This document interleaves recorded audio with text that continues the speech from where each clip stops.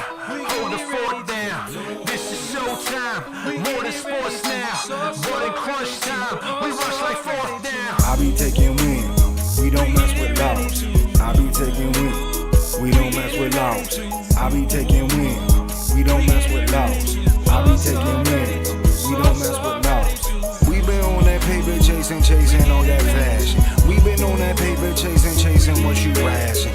Been in the grind now. We ready for prime time. Ready for shine now. Be ready to get smile. On the rise, all eyes up on us now. Blast off spaceships till the touchdown.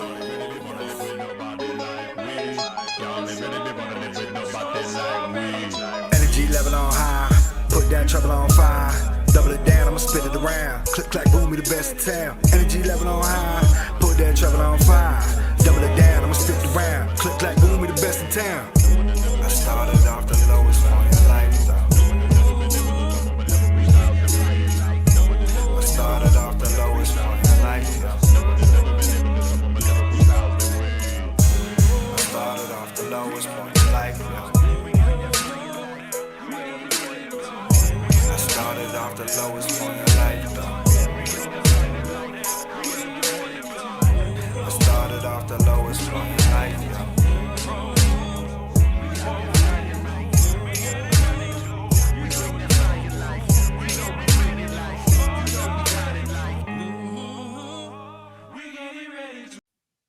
Oh, so ready to blow. Yo, what's going on? You checking out the pro of the ProQuo show, yo. Yeah. What's good, everybody? Happy New Year and all that good stuff. I'm in a slightly new environment. It is the ProQuo show. It is Hip Hop Citizen. It is all that good stuff. We just using a different backdrop to actually project the show. Shout out to the good people at Restream. So if you haven't used Restream before, that's what we are using to check out the show and all that good stuff. So you can check us out. Follow us at LinkedIn. Yes, follow us at LinkedIn. Follow us at Twitter. You can definitely follow us at Twitter if you don't follow there. And you know what else you can do? You can follow Hip Hop Citizens. That's what you can do on Facebook and on YouTube. And you're checking out Pro of ProQuo. And the official sponsor this week, I think it's kind of obvious. It's Restream. Shout out to Restream, all the good people out there. And if you want to be a sponsor of the ProQuo show, all you got to do is reach out to Pro. You know what I mean? Reach out. Just reach out and say hello, and we'll make that happen for you. Shout out to everybody out there.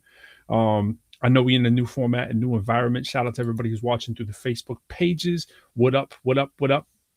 Carolyn Brooks, how you doing? I see you, Carolyn. I see you, Gerard. Yes, sir. Just popping off the new year, trying to start it. You know what I mean? Trying to get out of that funk. And I'm going to ask you this. I'm going to ask you this question. I'm going to ask everybody out there. How many of y'all, I don't mean to make this on a negative tone because we're going to put a positive spin on it, of course, but how many of y'all know someone like immediate family or like a real good friend or real good coworker, right? Who's had COVID, right? And how many of you are maybe personally have been affected by COVID? And because it's getting out there more and more, and shows like these are unfortunately again becoming more popular because people are realizing that the things that we thought were in the clear for were not necessarily in the clear for.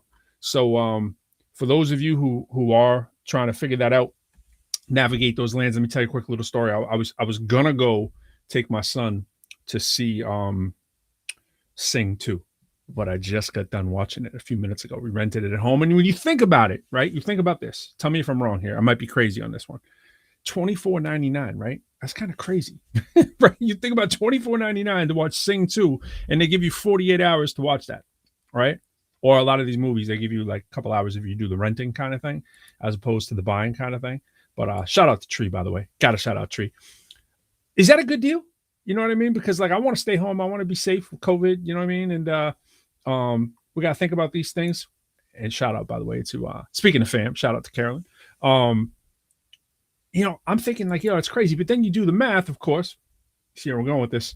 $24.99. I had 3 people watching it. Me, my wife, and my son are watching it, right? And it's like, you break it down. It's like, oh, excuse me. You're like, okay. They hit you at right that price point where it's like they know the average family's got at least 3 people watching that.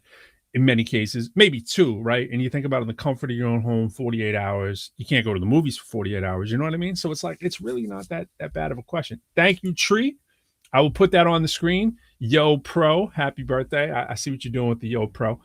Yeah, my birthday is Monday. And we weren't sure whether we were actually going to be up in full effect with the new system and everything like that. So I wanted to let y'all know something too. I'm going to give you this little message right here, and I'm going to put it in the chat. So this might be cool for some of y'all. Let me put it right there. So check out my chat that I just put in there, and it goes like this. Bang. This is what I want y'all to do. Invite your audience to connect their Facebook to Restream to show their name and profile pictures. Send your viewers to chat.restream.io/ that's FB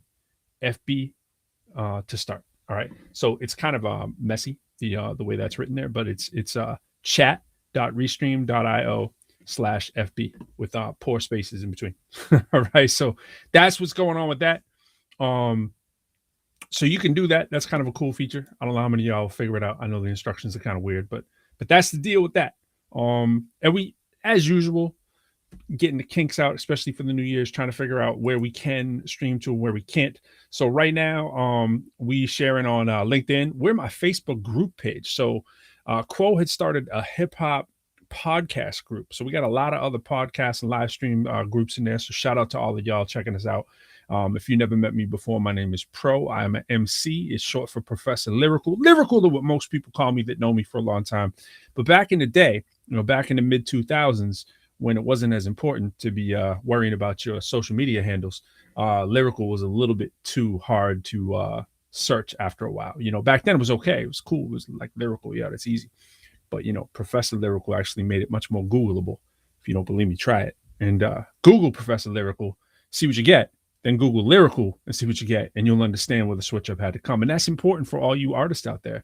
You got to make sure you grab a name that is highly recognizable or searchable. And that's why you see so many of these apps with names that are like objects that are things that don't really exist, right? Do you ever wonder why you see all these funny names for websites and apps? You're like, what are they doing with that? You got to spell it differently, right? You got to have ways to have things come up different. Unless you were lucky and got a name like Restream before everybody else, but you see they had to go with the .io. So that's it. You either have to have a different thing from the .com because all the words are taken, and that's just for websites, right? Or for apps or anything like that. But it's true for you, for your artist name too. So it needs to be something that's reasonably searchable, right? And so that's what we get at. So artists, make sure you're doing that. I want to give a shout out to Freedom Corner. Freedom Corner always in the building. I want to give a shout out to ProQuo. It's the Brotherhood. IB Hood. Also want to give a shout out to Final Fire. Yes. I'm playing around. I'm just checking out the new digs. You know what I mean? Checking out. And, you see the little logo up in the corner, but it's also Hip Hop Citizen. You know what I mean? Shout out to the MIC. What y'all know about the MIC, Mass Industry Committee? What do you know about those two handsome gentlemen? Final Fire. And yes, I posted it on my Instagram page. We finally get up to 10,000 plays. Tell me if I'm crazy. I didn't want to post the raw video of it until... you can post a raw video, of course, on like Instagram or whatever, or LinkedIn. Shout out to people watching on LinkedIn. But it doesn't, add to the plays or whatnot. So it's people seeing it, but there's no real record they saw it. So I was like, you know what? I'm going to wait till it hits like 10,000 and then go that route. So I did that yesterday. So thanks for checking out Final Fire, which is, I believe, still number 2 on the National College chart. Shout out to Rap Attacks, rapattacklives.com. Shout out to my man Nasty Ness on the West Coast. And also, if you haven't checked this out in a little bit, shout out to XCal. We got the new XCal joint out. Compliments on my man Fee. Fee the Revolutionist. I call him the Revolutionist. He calls himself the Evolutionist, but revolutionary. Just dropped the new video today, which is a sort of a social justice backed joint too, which is always good to see. So shout out to Fee. Shout out to Ruby, and shout out to Ski, who produced the joint that we did. It's called Back in the Days. We'll get that up later. And shout out to Capitalism, because if you haven't got yourself the ProQuo hoodie, I don't know what you're waiting for. Check out ProfessorLyrical.com, the always official, unofficial sponsor. And Yeah, that's how we do. So I think I got most of the things out of the way there. And I'm kind of curious too. How was your new year? You know what I'm saying? Like, how was your new year? Because my new year, my son told me he was staying up for midnight. You know, he's waiting for the ball to drop. And I took a picture of him at like 10:30. I might have to share that later too. He was like dead asleep. He was trying, man. God bless his heart. You know what I mean? He was trying to make it work. And he couldn't get there. You know what I mean? So let me give some shout outs here. Shout out to Antonio. Shout out to you as well. And oh, you're watching it tomorrow, Tree? All right, I got you. I got you. So this is the deal. This is what she put. My daughter and I are renting it and watching Sing 2 tomorrow night. Very cool. Very cool. If you like music, you gotta like it. And you gotta like the storyline too. The storyline seems to run true, no spoilers, seems to run true to some of the characters that are in there and some of the stuff that they have running. Not 100%, but it's cool that they did that. So hoping my screen still isn't paused. That can happen. And yeah. All right. Cool. I'm looking for it. I'm looking for a D. Forgot to send the book I have for you and the fam. Okay. All right. Cool. And what else we got? Love what you're doing. Got to work super early. I'll definitely check out again. Oh yeah, appreciate it, man. Appreciate it, yo. Educators unite, artists unite. You know what I mean? Shout out to Words, Beats, and Life. Shout out to them. I was about to start doing the hip hop classes here for basically high school to young adults. Like I want to say like 14 to 24ish. I think is the age group in DC. Starting to do weekly on Wednesday early evenings, doing a lyricism class for people who want to be rappers by trade, who actually want to have a career with it and want to balance the art side and the business side, and we and the education side too, seeing how it can take you into the educational tip too. So yeah, no doubt. I got you. Putting those up there. Oh, you saw it, Carolyn? Nice. I'm hoping you enjoyed it. I don't know if you all went, but went to the movies to see. You see, you didn't say I or we, so I'm not sure if it's the three of y'all or like who went, or just a couple of you. You know what I'm saying? I don't know who did that. If you get the hubby out there, you took the daughter. I'm not sure how you did that, but tell me if all three of you went, because Nicole's falling asleep on the couch watching it just because of end of the day on a Friday. I do the same thing Fridays, man. If it wasn't for this show, I'd be asleep. You know what I'm saying? It's Friday. I can stay up to like 4 a.m. every night, and Fridays it's just like boom. It's like my body knows it's the rhythm. You know what I'm saying? I'm on your FB page. Okay. Cool. Nice. I would love to see a hands-on sampler class for the MPC and other gear. Yeah, I hear you there. Speaking of the MPC, shout out to JT. I was listening to JT Beats. JT's dad was on before with JT, and those of y'all might remember the episode that we did. Shout out to Quo, who has been very instrumental in pushing JT. And I'm like, yo, Quo, pump them brakes, man. He's just in high school. You know what I'm saying? His beats are incredible. Taps out the beats. Sent me like 30 of them today. We're trying to do some work. We got some projects underway, and I was already writing to one of his beats. It's crazy. And tapping out them beats, man. That's where it's at. For the live show too, some of y'all make beats, man. If you can do them live, think about the difference that makes at a live show. You know, it's just like for MCs. Think about if you can put a live group together, or at least something that's different than just you standing there in front of an audience and you trying to like walk back and forth and try to look entertaining for a while. I understand. I do a lot of that too. Like college shows, it's just me sometimes, and there might be 20 people, there might be 200, there might be 2,000, and sometimes you just got to make it work, right? And that's why a lot of what I do is kind of like this, like it's interactive. I don't usually just rap at those shows. I'm usually speaking, rapping, taking questions, and actually incorporate it all, freestyle and whatever, right into the show. So that's dope. Yeah, I actually figured he may not have gone to that. I wasn't sure if he was going to be a fan of that, Carolyn, but tell him he's got to watch that, right?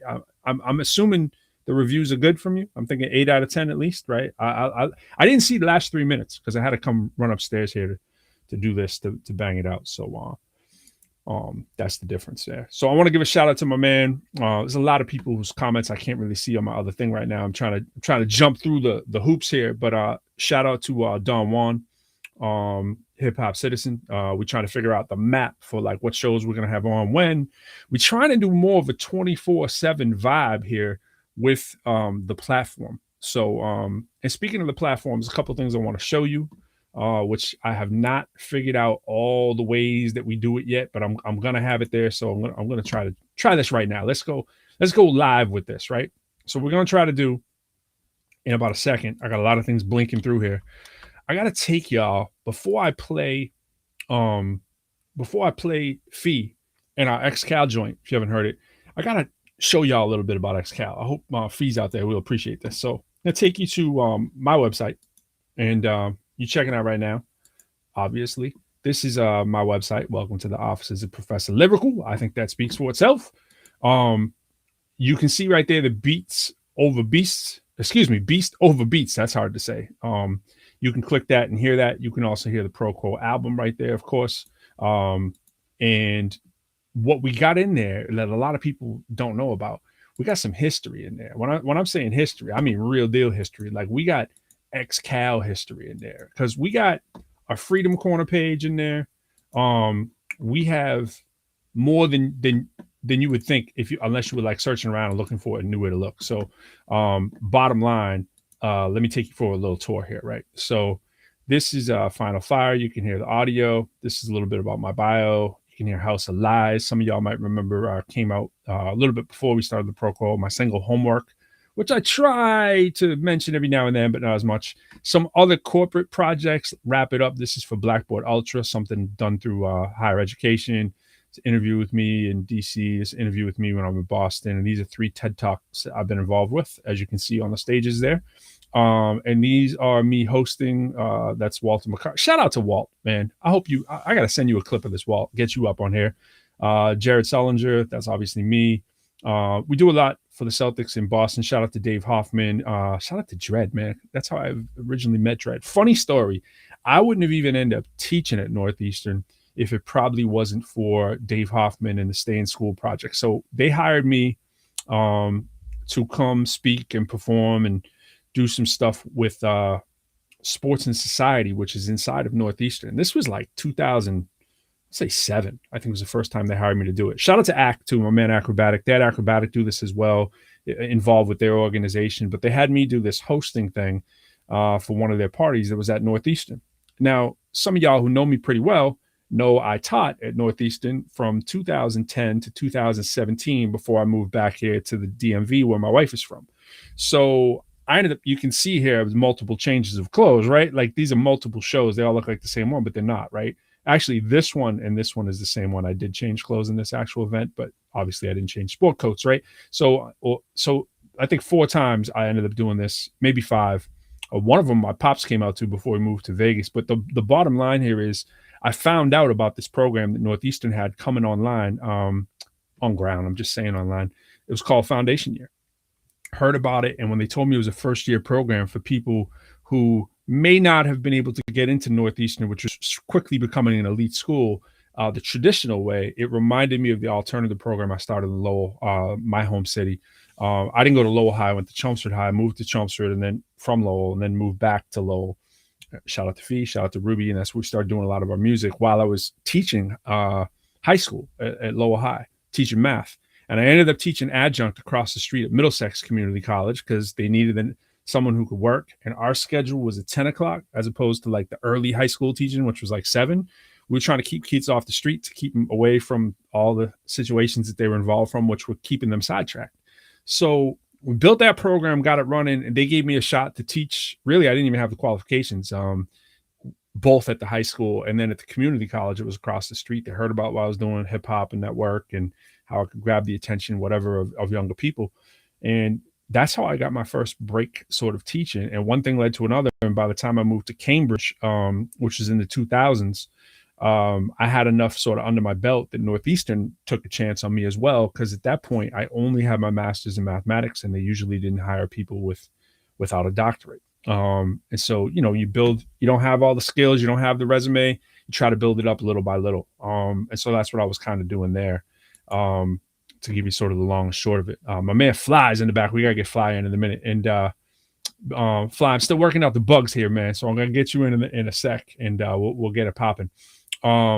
So because of this situation, if it wasn't for doing this and hearing about what Northeastern had, because I really wasn't connected to Northeastern in any way, I never would have got to do these. And these were They don't really look like it here, but sometimes these were like 2,000, 3,000 people at these events. And then I started hosting events for Northeastern after I was hired as a professor there. In this the Matthews Arena where the basketball team and the hockey team plays, whatever, and we'd have 8,000 freshmen. And I would do sort of the welcome and rap and introduce them to the school. And then I started doing this for more and more schools and really sort of had the resume to start doing college shows. And if you haven't heard me say it before, artist, if this wasn't COVID time, you'd be hearing me talking about all the ones that I'm currently doing. The money is definitely in college shows. Doing your local club, there's no money in it. Colleges write checks. 5,000 is nothing to a college. It's nothing like an organization for, look at the Celtics and look at Northeastern. Think about how much money is involved in some of these companies, right? Arbella Insurance, you can see, is one of the underwriters and sponsors of this, right? I recently did the Mystics, the NBA Mystics. I did halftime. It wasn't recently, it's a couple of years ago. Here in DC, right? Wrote the song for them, a STEM and Stay in School song. That's underwritten by Deloitte, which is one of the big three sort of financial firms in the country, right? They do accounting and so forth. That's where the money is, right? So it's like if your message is kind of in the right direction, you still got to be good, right? If your quality, the message is in the right direction, you can entertain, you can do your thing. Colleges and corporations can hire you and you can make a career out of that money, or at least a huge, substantial extra pile of cash for yourselves, as opposed to making songs that really are competing against the 60,000 songs that get put every day. And that's not exaggeration, that's truth, into just even a platform like Spotify that you've heard us say before. So this is where I house a lot of that stuff. And I just want to point this out for people who are watching, and we'll kind of get back to the program. But because it's my birthday Monday, it's a little bit more pro here than the show than usual. There's the ProQuo album on the second page, right? And my man Fly's in here too. We got him kind of hidden in here too. So if you click about Pro, that's my bio. And if you go to ProQuo and you kind of pull down here, you'll see my man Fly, label mate, right? His EPK's in there as well. We got Freedom Corner representing in there. But over here, this XCal page, that's what I'm going to show you in a sec. So the About Pro one is more if I want to send to a college, I send them this link. It's that easy. People talk about an EPK. This is the EPK, right? It's the link. And you see what's here, right? There's me doing a podcast on the educational side. Who's that? Who's that right there? You see Fly, us doing one of the podcasts as well. Me doing a different one for an outfit called The Culture. Me doing one, Whiteness at Work. I did this with someone from Boston, which was really, really cool. Check those out. Raptivism, whatever. Here's my biography. It comes back up, right? It's pretty cool. It's pretty slick. And here's where the money is. The money is right here. It's on the bottom. You may not look for it. You may not scroll down, but this is a list of the shows that I have done that are of interest to somebody with a big checkbook, right? Which is college or corporation, right? And this isn't all of them. This is just the ones that I think would be smart. Now, I want you to notice something as I scroll. It is a deep list, right? This is where the money is, folks and artists. So if you're not making that kind of money that you want, you're like, man, I can't compete with these 60,000 people. Think about how you could spin yourself and market yourself towards people that actually could pay for what you're doing, as long as your message is relevant and something worth spreading. I do this on my own. I don't have an agency. I don't have a manager. None of that stuff. There's been no well, maybe near the bottom here. Some of these dates go back a ways, but there was no management, no agency or anything. It's just staying organized, staying on top of your game, and looking for opportunities too. You can't just like keep your head in the ground. So that's kind of what I want to speak about to artists. And as far as XCal, and I got to get my man Fly in here in like 2 seconds. As far as XCal goes, check this out. So you go back up here and go to the XCal page, and this is a song like nobody's heard unless you're from Lowell. We did it for a historical society. They play it on the radio stations, actually their theme song. There's our Back in the Days joint. There's the Back in the Days video. Beast Over Beats, we get that in there. But a Messenger, we got some classics, and the whole history. I posted this on the Facebook page. A whole history of everything we've done back when there were 5 of us and we were like the rapping new kids on the block. Like literally and figuratively, that's what they were trying to turn us into. I kid you not. Campaign kickoffs for Nick Paleologos, ran for lieutenant governor. Apollo, one of our first paid shows, Hewlett Packard subsidiary. paid us to write their corporate anthems. I mean, this stuff was like out the gate for us. Kasinga, look at that right there. That's comedy. This is us on the roof of our building in Lowell. That's me and Fee. Had the 800 number in effect, so you could book us cheaply back when those things mattered. Did a deal with Xanthus. See the sneakers right there. When Xavier McDaniel came to Boston, we started endorsing the shoes. Did a wrap for them, which was the same as we did up here for Magic. Remember the Magic line of sneakers? See, we go back. We ain't 21 years old. You know what I'm saying? Magic came out to try to make a run at Michael Jordan. They had our song playing in all of the sports outlets, the retail sneaker stores. When you walk, not all of them, but a lot of them, you'd walk in and they'd be advertising the sneakers. But it was short-lived because that's when he came down with HIV. So this is where I learned a lot of this stuff and how this stuff kind of works. And it's always kind of in my back pocket. People be like, yo, why don't you want to go tour and do all this kind of stuff or whatever? And it's like, if that lifestyle isn't for you or it's not going to work for your life, you can still figure out a way to finagle it. Pretty cool if you want to. We talk about our history with ski here, the records we went on to make, the offshoots of what we did after XCal, after I moved to Cambridge. Fee moved to back to Nashville, where he had moved to with his parents when he was a teenager. He moved back up to there, Ruby and him up that way. And the interesting thing right here, a lot of people don't know, is so Professor Lyrical, One Love, this is a Northeastern show, is that One Love was in a group called Tempting Fate, which is how I met my wife, because Nicole was singing in a group called Tempting Fate, which Fee and Ruby were brought into as a part of. Fee's like, yo, you got to come check us out. And I did, and met my wife there. And a few years later, really, we were available. And so that's what led to our situation. So it was music that brought us together as my man Ski, Fee, Quo, Ruby, different things that we've done together. And right here, look, you can book us. Book XCal, Fee, One Love, Ruby in the Groove, or whatever. So just staying organized like that. And also letting people know what you've done. There's some of my records and CDs or whatever. You got to kind of let people know sometimes the time for being too humble. That can kill you as an artist. You got to let people know what you're doing. And speaking of letting people know what they're doing, I got to figure out what I'm doing so I can get my man Fly in the building. So I'm going to figure out, Fly, how to get you in. I think I know how to do it. Let me try it. I'm going to knock on I'm not going to knock on wood. Yeah, I am. I'm going to knock on wood right here. 1, 2, 3. Kind of worked. He disappeared. 1, 2, 3. Oh, there he is. Bro, we all trying to figure this out. I got it, man. I got it. There's a giant picture of my mustache behind me, which is really not flattering. I don't know how that got there, but I think I have an idea. Oh, yes, I do. Hold on. Oh, that's better. That's the college project. What's good, Fly? Man, what's popping, bro? What's the This deal, tree man? the tree is still in effect, baby. That's what's This that's is my what's the deal. last. My wife let me know it's the last little jump. Because I had You to and me get it both, while I man. could. You and me both. I got the marching orders. She told me last week. She warned me to it. She said, "Look, the tree thing. We're not going as far as your birthday this year. We're going to take it down the weekend right before." I'm like, to me, I let it ride to my birthday. Sometimes to MLK Day, I let it ride out to MLK Day. You know what I'm saying? So Absolutely. that's how we try to get it down. So what's new, man? Happy New Year. Man, happy New Year to you, brother, man, and all the ProQuo fans out there we hadn't seen since last year. Man, that's right. Last year, right? It's been last year. That's crazy. Absolutely, man. But everything's going, man. I'm back in the lab starting tomorrow, so Absolutely. Shout out to Dev Gibbs. I see you. I see your comment out there. Shout out to Dev Gibbs. Yeah, man. Is the coloration here? I got to figure out the colors you're rocking because I don't want to misrepresent you. Is it like an orange tinge there you got going? It absolutely. All right. What's the occasion? Just feeling the orange vibe?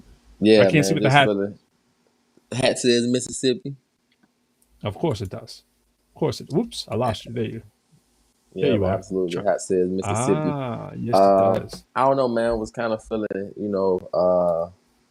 I know something about orange is kind of that citrus, that fresh liveliness that they kind of representing with the color, man. It's kind of making me feel a little bit better, man, on camera, man, because I ain't my best today, bro.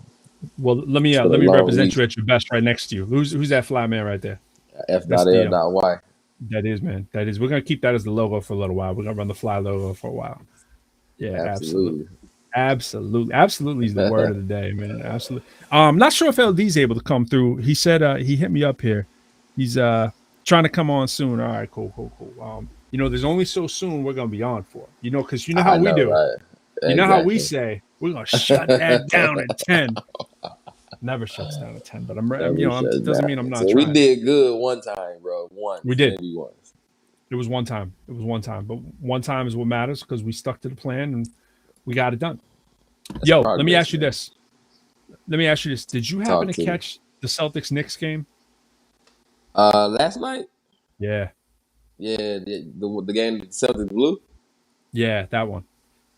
Yeah, I, bro. I I could didn't I catch could all of eject it. you. I could eject you. I just want to remember. Just I was understand at just any asking. time. That's why. No, I was just putting it I know in you that. didn't In mean that. anything by that. I was putting it in that question format so that you know that I wasn't, trying to, give you a hard time about the Celtics, man. That's all, bro. So, I I come in understand. peace. I understand. So yeah. But did you actually watch it? Or did you just watch highlights? You were doing I highlights, right? just I just saw part of it and then I didn't get to finish the game. It was arguably the best game of the year. It was Arguably the best incredible. game of the year. Incredible game, yo.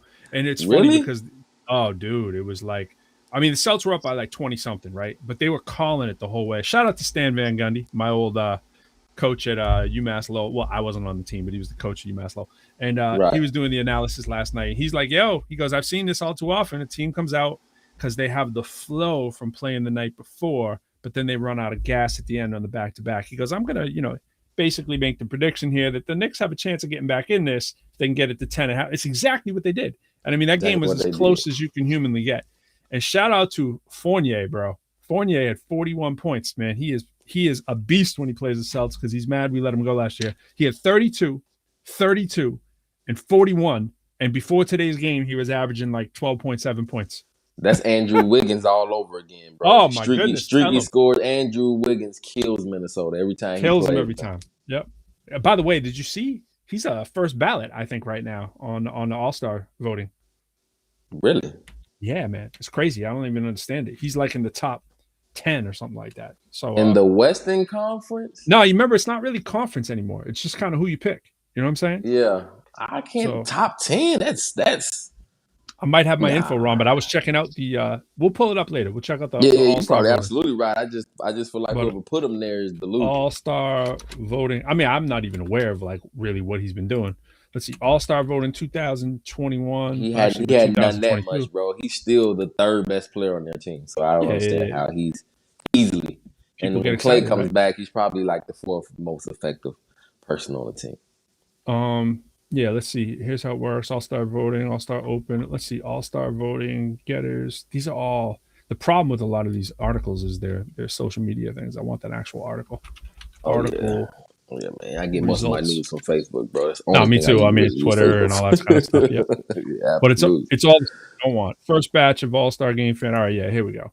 I think this should be able to get us what we want. Bro, I'm feeling like the Celtics, bro. We've been talking about this since last year, man. Y'all really need to make a move, bro. That team You know can't what? stay the same. We got to talk about that in a second. But hold on. I mean, I kind of agree and I kind of don't. So here's the deal. So is Durant? Is this right now? Hold on. 22. Yeah, okay, this is right now. So maybe I'm wrong. Maybe he's not top 10. They are breaking it up by. No, I am wrong. What was I reading? Maybe I hit 21. Maybe I did you see how I typed 2021 earlier? That might have been what I did. Yeah, I think it is because I'm still in that 2000. I hit 2021 season All-Stars, you know what I'm saying? But yeah, they're probably just breaking it up front court and back court. It's probably not by division. Maybe that's what it was. This is definitely not the article that I saw. So, but yeah, maybe that's what it was. But yeah, it's kind of what you'd expect otherwise, though. Absolutely.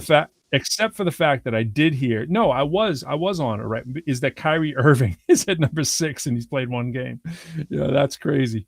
That's just automatic. People see the name. That just tells you, man. It's just like running for office in politics. It's just about how often. That's exactly what it is, bro. It's that. But shout out to Quo. Shout out to Quo coming in number 10.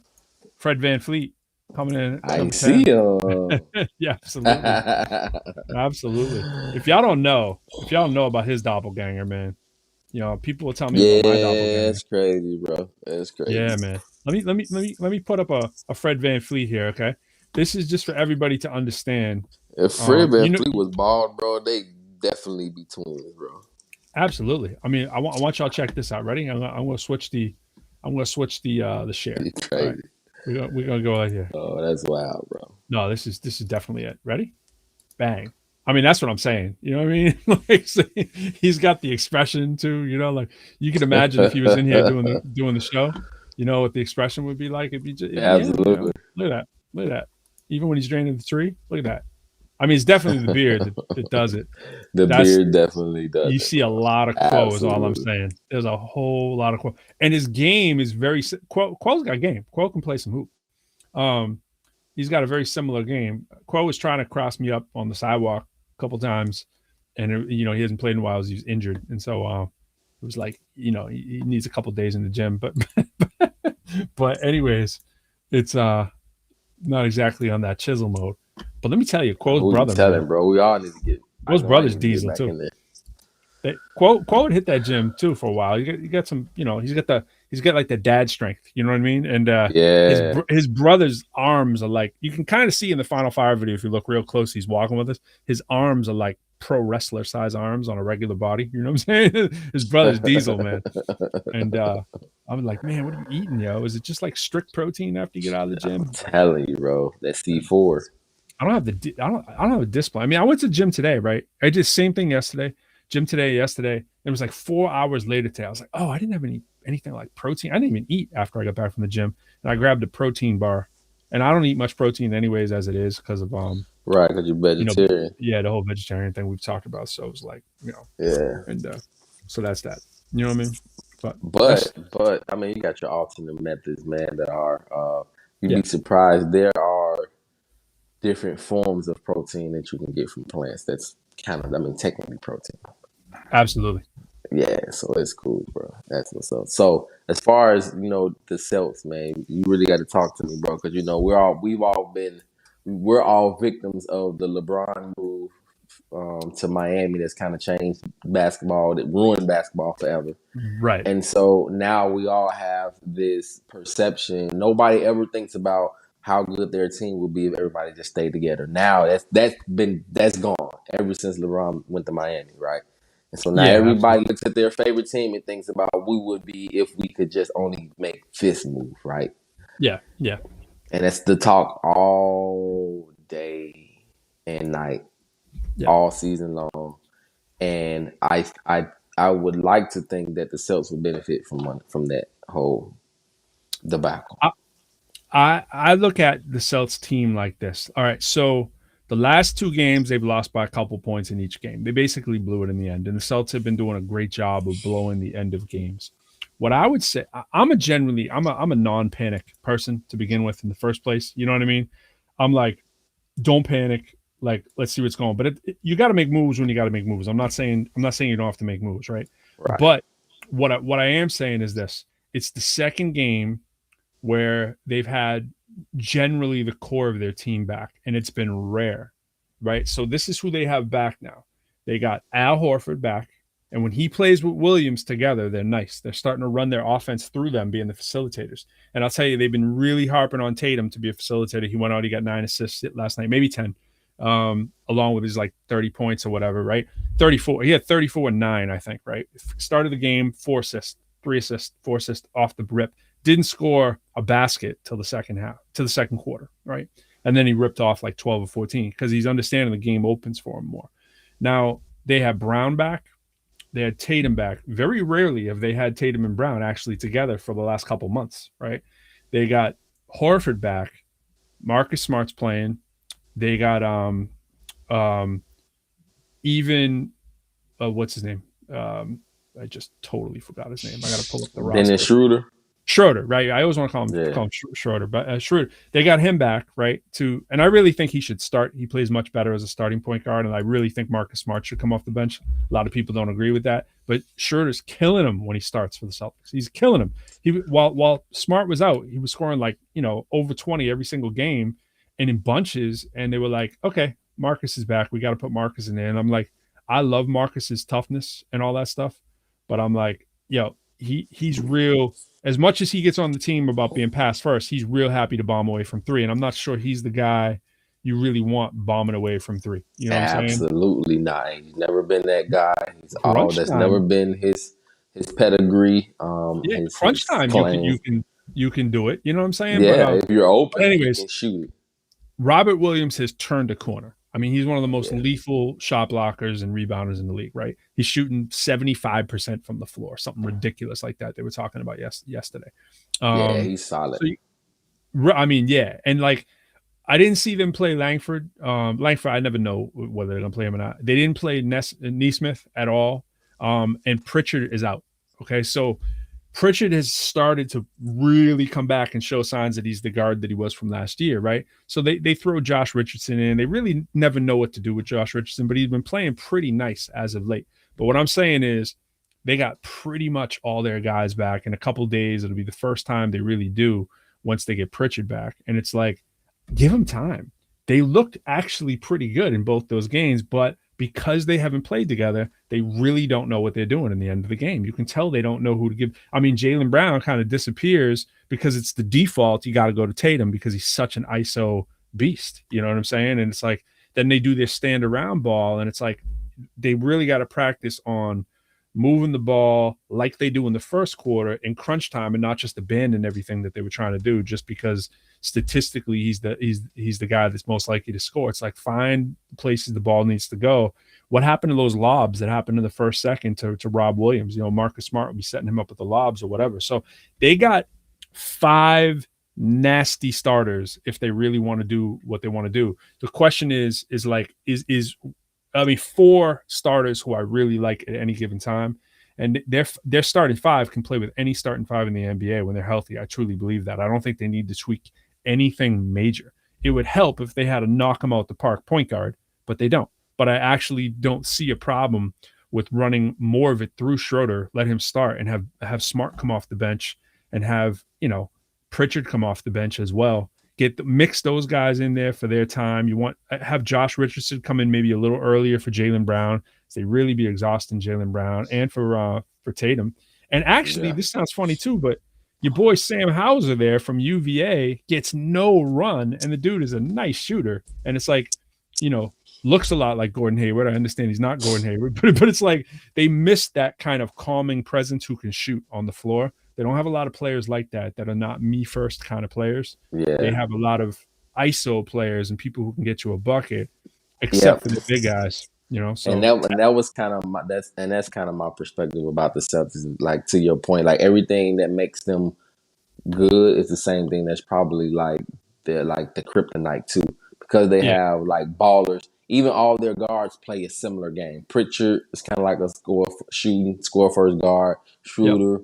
Marcus Smart is just, I mean, he's more complete as a defensive player. He's a toughness, energy guy, just an emotional presence. And like when it comes down to those struggles, which of course every team has pretty much had the same exact problem as far as having a whole team together and playing, everybody helping, or either out with COVID or just dealing with injury or something like that. I think that if they did, what would enhance their team wouldn't necessarily be, like you said, like a knockout point guard, but they do need someone that can facilitate, and that's strictly what they do. And they're actually really good at it, like probably like a Rondo or somebody like that, because you have a team full of talented scorers, and and that's when you get lost at the end of the game because there's nobody to facilitate and make sure that everybody's where they're supposed to be. Absolutely. Yeah, absolutely. Hey, yo, I want to share this right here real quickly. I mentioned this earlier, but I don't think I shared the right thing. So there's something cool with Restream, and I'm putting the link. I'm hitting the link out to all the Restream places. I'm going to throw it out there from the ProQuo show page too. So this link that I just sent out there in the comments, and if you're on one of our pages, you can see it. It's a long link right there. This one, unfortunately, the longer link. I want to get the short one. But if you see it in the comments and you want to click it, what that actually does is it allows us to get your images and your face and your name into the comments as well too. So just wanted to put that out there. Some people got it earlier. Yeah, I sent the right one earlier. It's like a smaller one, but that's kind of the deal. And I lost the better place for the message, but I'm gonna be all on top of that next week, and it's pretty cool because you can you can make it really cool. Also, by the way, Fly, you might have got the message earlier. You can restream as a guest to 3 channels of yours as well. You can reach Yeah, I'm me. working on the sign up and all that. I'm definitely gonna have that nailed down. Yeah, trying to figure it all out. You know what I mean? Yeah, absolutely, absolutely. But that's definitely a tool or resource that I think needs to be taken And you know what advantage of. else might need to be? There might need to be. We might need the Fly Show, where ProQuo is the guest on the Fly Show, and we'll have to talk about that, getting the Fly Show going. You know what I mean? It's Because coming, bro. It's you coming. got, I got a bunch of material and stuff written out. and man, you pick the hours, man. I can. You know what I'm saying? We could broadcast 24/7, really. So, Absolutely. um, we got a few people that are trying to do the same thing as well, but for the most part, you know what I mean. They have to succumb to the hours that you don't want. You know what I mean? Yeah, So we might need to make that yeah. happen. Make, So make yeah, we man. gotta get LD to do a Freedom Corner show. You know what I mean? Strictly Freedom Corner show. We could be guests. Strictly Freedom Corner, bro. We can be gassing. There's enough Freedom Corner stuff going on to really just kind of put it all out there. At least a Freedom Corner segment. Talking about the navigation of what's going on, man. I'm excited, man, about getting in the lab, bro. It's been months since I've recorded anything, and this new gig, bro, has my yeah, it got me all out of whack. But I just decided this week, man, let me go put something together. I probably have, man, I got about 295 notes in my phone of songs that I started Mm, writing and just didn't finish. And so probably 18 of them are from my album that I dropped earlier last year. But mm. yeah, so I just like Big number. finally finally decided this week, man. They said, like, you know what? Let me just take some of this and just complete a song and get in the studio, because I feel like I was just kind of stuck in this rut, man, with the new gig, and I was Hmm. kind of starting to feel a little empty, man. I was like, man, like I was almost getting depressed, and I was like, you know what? I got to break out of the You gotta get routine out of of the this funk. job of Yeah, being, yeah, yeah. yeah, out of that funk of just always being there, and I had really no desire to do anything music related, and that's very unlike me. Well, I mean, we talked about this. We sell our souls for that extra cake. You know Absolutely, what I'm saying? absolutely. We talked about that one. Like, yo, man, like it's that challenge, man. We live in a capitalist world, no matter how unfair we think it may be, and it's like, do I need more money for the fam, more security, or do I need more freedom and personal time for myself? And we have these times and these errors in our life where we have to make these incredibly difficult choices all the time. Um, even when I came into this job, the one I have, I've shared with you and I'll share it to the people because we very open book policy for the most part here at the Pro Quo Show. Is Absolutely. is that and shout out to Deb who works with me. I didn't put her comment up on the stream, but I saw her shout out. Miss Deb Gibbs. In fact, I've said before, and I've said it privately to her and publicly and to my family, I probably wouldn't have the job I have if it wasn't for Miss Gibbs. Miss Gibbs is the secretary when I was coming in to do my interview, and she's still secretary now. And I had amazing conversation with her. I'm like, man, I like this one lady there. She's like, I was going home telling my wife, and I was like, she's cool, man. I was like, I can work with her, And I really didn't know anybody. And it's like, wouldn't you know, it was the secretary, right, who was advocating for me. You know what I'm saying? At the It's a job, like blessing, secretary with sway. It was like, you should take a chance on the kid, man. And I no, so shout out to her. But it's like when I was looking at jobs, I was looking at ones that paid more money, quite honestly, right? And there were different industries, same industries, all things that touched on education or where my skill sets was, right? And my skill set is about 3 different areas, but it generally always comes back to higher education. Entertainment is always right there. And it's like trying to find that merge. But for me, it is always a balance of time. And so one of the things that appealed to me with the job that I have is it's a faculty title doing an administrative role with a more or less faculty schedule. A little bit more than a faculty schedule. I have a little bit more responsibilities than traditional faculty. You can kind of blow out and go to the movies. You know what I'm saying? Whenever they feel like it. But it's like the flexibility and the time off and all that kind of stuff is really hard to replace, as we've talked about. And you get that right. in higher ed more so than you would in the traditional, 9 to 5. And so if that Yep. matters, that's gonna be. I mean, if I go take a traditional math and STEM job, you look at the salaries. You can go on Indeed right now and do a salary check and type in the word STEM or science or math, and all the salaries will pop up. They'll be like, do you want to lower it to below 150? You know what I mean? If you do it for higher ed, the high end, you might see like in this area where I'm at might be 100 grand, right? And so Right. for like a starting position, so that's the difference. There can be like a $50,000 difference, but you're expected to work really like 8 to 6 in a lot of those jobs, and it's every day. There is no spring break and winter intercession and summers off and all this kind of stuff, and the flexibility you could have, so it depends what's important to us, and we have to, you know, take those things as we think about them as artists, especially. You know what I'm saying? Absolutely. How do I keep my sanity and keep the lights lit? Yeah, that's the delicate balance. It's a circus act, man. To be honest with you, man. Yeah. And you Speak know, on we talk about this all the time, bro. I don't need a all the whole time. lot, bro. I don't need a whole lot to do what I need to do, bro. If I can get comfortable, if I can get a cool quarter meal consistently, you know, net, I believe I'd be okay. Yep. No doubt. I believe I'd be okay with just being able to do what I need to do and be able to sustain my family. And as far as being able to make moves that is going to stabilize my kids as they, you know, become young adults and start to, you know, branch out so they have a much better catapult than I had. Like I literally had to go out and get everything that I have, you know. Worked Like, out. Worked out for you. Worked out. Man, Worked out. it's a blessing, bro. It's a blessing, man. But I really had to go out and get everything that I have, man. And so it was a challenge, man. Just doing. We gotta that. get you in a better. The Christmas tree spot though is not doing it for your connection, bro. Your connection on your bars is a 7 out of 10, and mine's registered a 10 out of 10.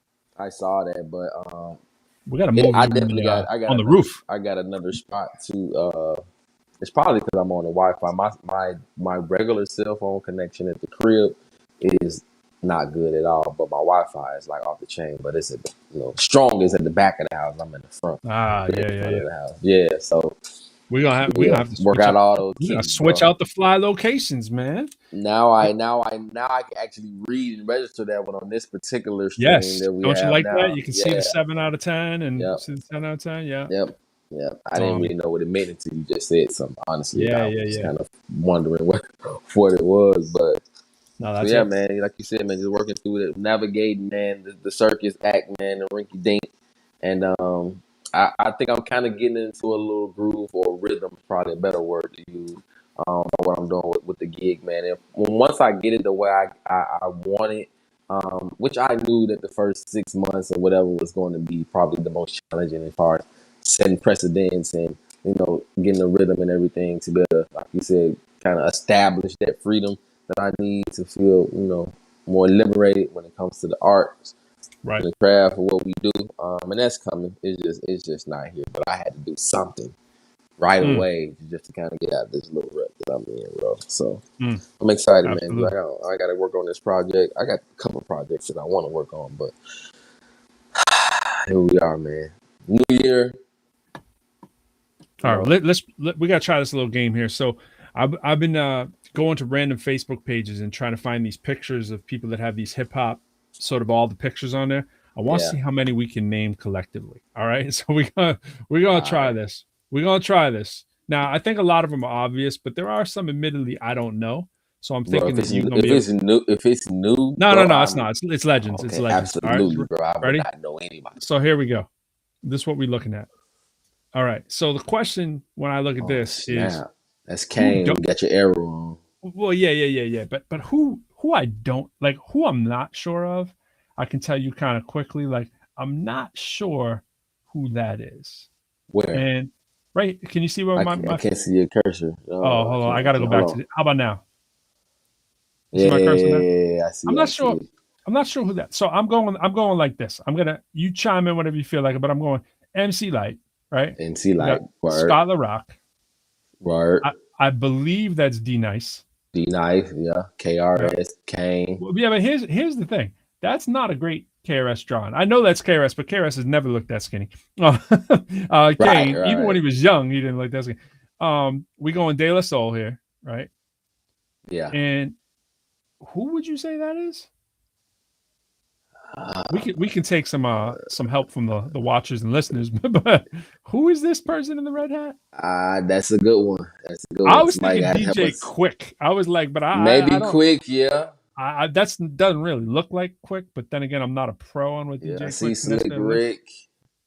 Yeah, okay. And so before, I don't really know who that is either. Is that like Ghostface in a bad way? Like, I mean, I was like, who? Not Ghostface. No, I'm sorry. Raekwon, I was saying. Is that like a bad picture of Raekwon? I was like, who is that? You got me, bro. So we got You got Chuck, we got Public Enemy. So we got Chuck Public D all the way Enemy, to right? Professor Chuck Griff, right? D and Dougie Fresh. Flav and everybody. Yeah. LL. Who's this? Who's this? Um, Is that Paris? West Coast cat. Yeah, I know. From Paris or Dallas. West Coast? Dallas? No, bro. No, this NWA. This NWA. So that's Absolutely right. Yeah, that's shucks. DJ Yella. Yeah. Okay. So I'm going what? Dre, Ice Cube, Yeah, Cube, Ren, DJ Ren, Easy. Easy. Yeah. Okay. And yeah, I guess that's DJ Yella. Someone's got to be watching and be I like, see Run no. DMC. Right. Run DMC, Eric B and Rakim, Yeah. Cool G Rap, Salt and Pepper, Luke. Yeah. No idea. Oh, Tone Loc. No. Oh no. That's Cool Herc. That's Cool Herc. I think that's Cool Herc. Yeah, that's the original, bro. That's the original Herc, bro. Kumo D and Biz Markie, right? That's a dope poster right there, bro. I actually need that. Yeah, but some of these drawings I'm not really feeling though. Like, I mean, there's just a couple of them. Like, I don't know. There's a couple of them. I mean, I guess that's I guess KRS was that skinny at some point. I just don't know when. Yeah, he probably was a long time ago. I guess it's probably pulling away, but you can look at it and automatically tell that's KRS though. Yeah, I mean, of course, his nose is so his cheekbone, everything like that. Yeah, bro. But some of the other ones, bro, that got to be Flash or who's this again? I still don't know who that guy is, bro. I was thinking, are they trying to go with Andre or something like that? I was like, 3000. I just don't see how he doesn't look like him. Yeah, and if you're gonna put 3000, I can see how you can put 3000 out. I mean, considering they put Coogee together and that can't Public Enemy and NWA, so yeah, it's probably not him. Oh, maybe that's Ice-T. Oh, a young Ice-T, maybe. I can see that. I can definitely see that. Because when you blow it up, it looks a little bit more like Ice-T. I can definitely see that, and he'd definitely be an OG. Yeah, he'd belong on that level. Yeah, people forget about Ice-T a lot just because he made such a hard jump to acting or whatever. But yeah, you look in here, right? Find the people who are successful, and what you find is movie money or TV money. Right? Find the people who stayed, especially Ice-T, right? Bro. No, absolutely. I mean, you look at Ice-T, Flavor LL, with Flavor, right? Like, I mean, especially Cube. Right. Or I'm saying what they might still be successful because they're incredible and they're still making music, but for the most part, people that have made that real money. I mean, it was like definitely, Ice Cube, insane money, right? Where it comes from. Not rapping. Most everybody. Right. LL, right? Rapping gets you there, but it's that movie and TV money that keeps you really. Yeah, bro. You create the pedestal or you create the notoriety or fandom and the buzz with the music, bro, and people recognize you everywhere you go, and then people want to see you and everything they do. Absolutely. And so, yeah, that's never rap is only the launching pad. You know what I'm saying? It's like you can do it your whole life. Like someone like a Kane or whatever, you know what I'm saying? Who's like constantly performing and touring and doing stuff and making a nice living, like we always talking about. But at the same time, it's like you want to be in that super stratosphere. It's like you better be in front of that camera, movie, TV, or behind the scenes of that camera, you know what I'm saying? Or run a business. And you look at Jay-Z, one of the only ones out there who's not done it by being in front of the camera, but he's done it by owning the stuff that's behind the camera. You know what I'm saying? Right, and that's the other part of it. To me, I think that's probably it's probably harder to do it the way Jay's doing it, but it's the better way. If you ask me, if your true heart and art is an MC, and if you just want to have that success of consistently evolving, I guess financially. But the thing about Jay is with Kane, I don't really see Kane really going out there and getting new fans year after year. You know what I'm saying? Like I see Jay grow on people year after year, and develop new fans. And Sticky Fingers. Wait. Sticky Fingers. I gotta stop you. Bda Maker. Shout out to Donnie Maker.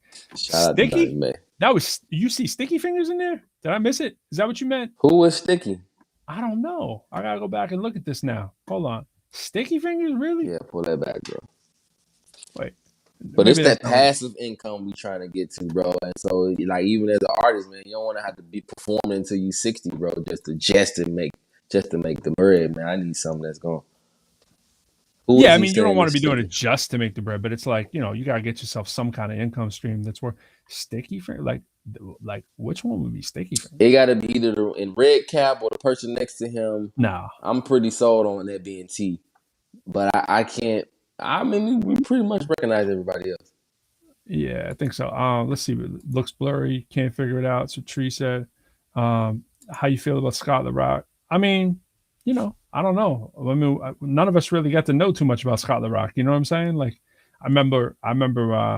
As soon as I learned about Scott La Rock was right about when people were telling me he had passed away. You know what I'm saying? So, drama power, yeah, Ice T, MD, yeah, Ice T.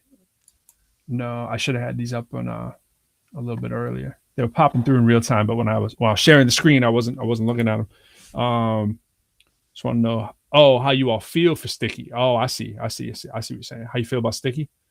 Is he on a legend kind of category? Is that what you're saying? What do you think about Sticky Fingers? I don't remember much about Sticky, honestly. Onyx. So I don't even know if it's so much a remember. Just kind of, you probably weren't checking for him all that much. Yeah, exactly. Slam. Da, da, da. Yeah, but Onyx has definitely had the run of people getting the TV, especially what's his name there, the other cat in there, Fred Rostar. But Sticky Fingers has been in tons of stuff getting that in Friday, right? Like you think about like where he's made his money. I mean, you probably think of him more as an actor, Yeah. in terms of I don't even know all the shows. I'm trying to find. Hold on, Bro. If there was, we gotta get his wiki up here. There we go. I got his wiki up here. Yeah. Check. I was trying to put it up too. I got him.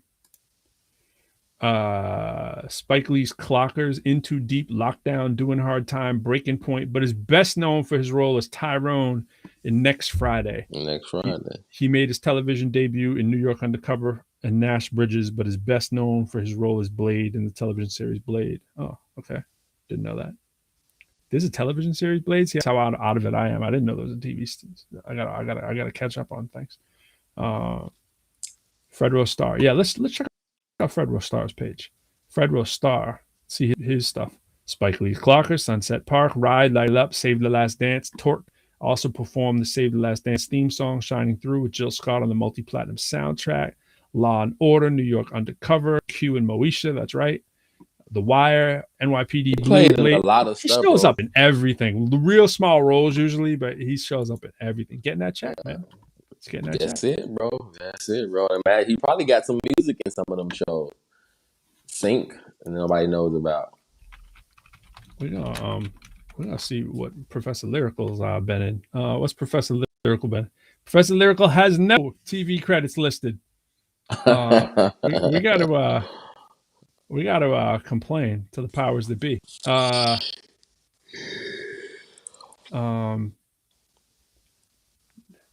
TV 617. Oh, that was our TV thing. Man, hold on. We got to do better than that. Hold on. Lyrical TV. Oh no, I need Professor Lyrical. Professor Lyrical.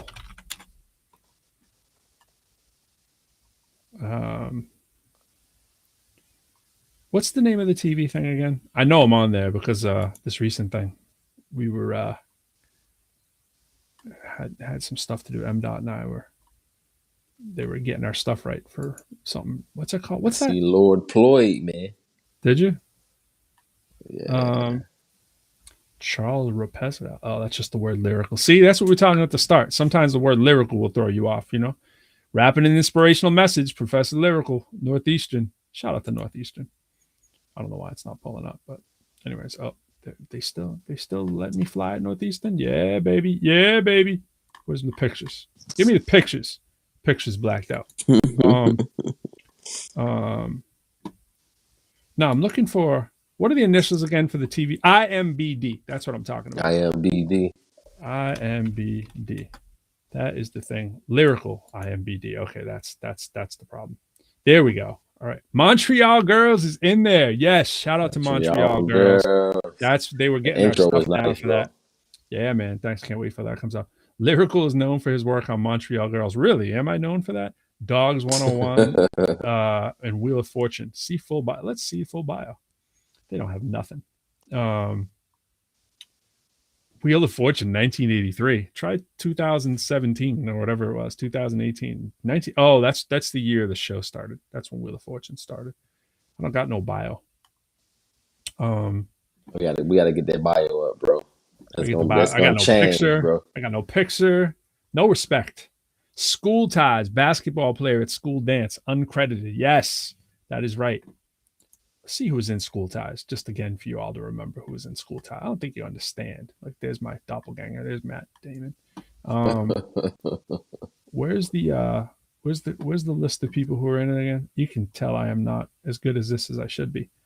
Cast. All right, I'm clearly not in the top cast. You have Brendan Fraser, right? Encino Man, the Mummy. Matt Damon, right? Needs no introduction. Chris O'Donnell, who played Robin in Batman and in that LL series, right? That CSI kind of thing. Randall Battenkoff, who was the big star when we filmed this, right? Who's no longer, he was in like 16 Candles. He's no longer the big dude. Cole Hauser, who's gone on to have an incredible career, by the way.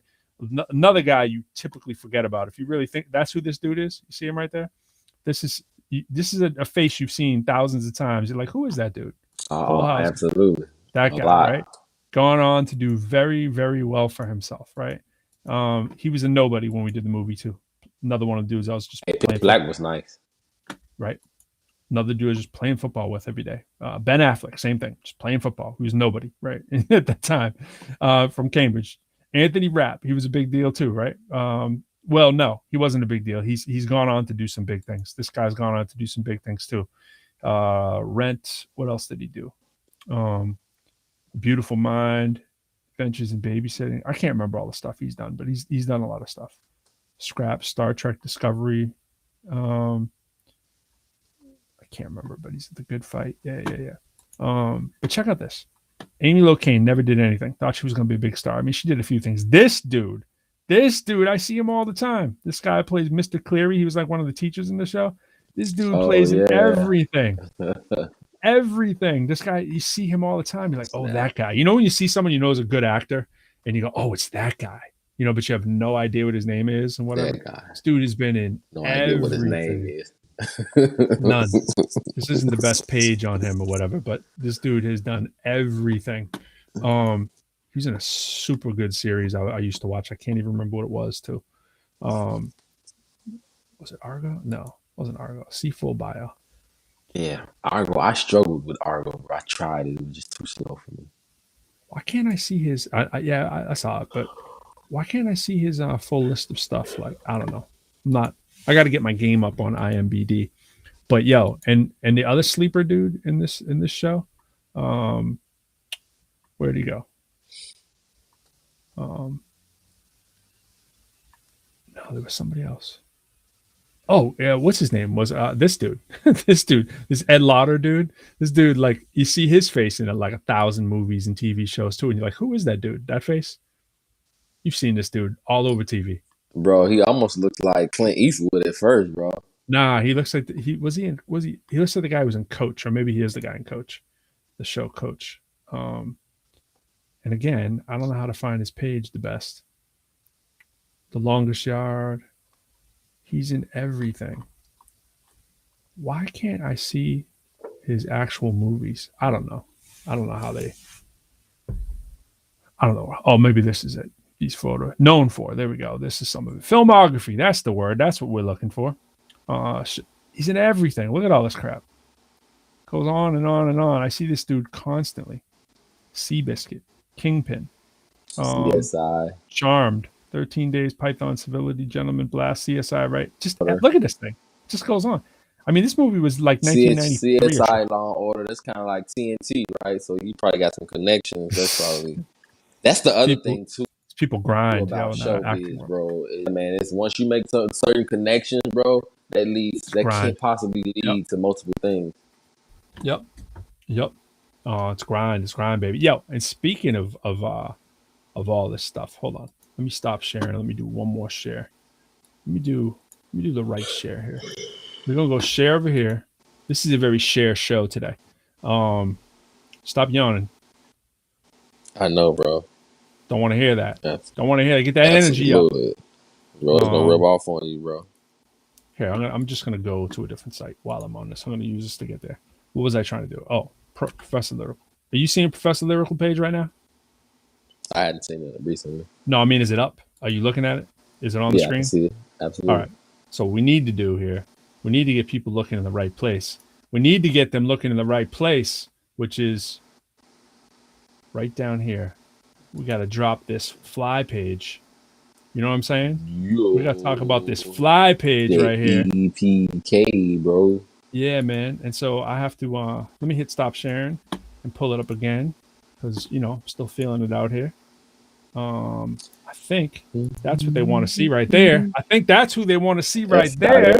Why? That is the man right there. Let's read a little bit about Fly, shall we? Forever Lives Yahweh is an let's blow this up so that people can really see what we're talking about right here.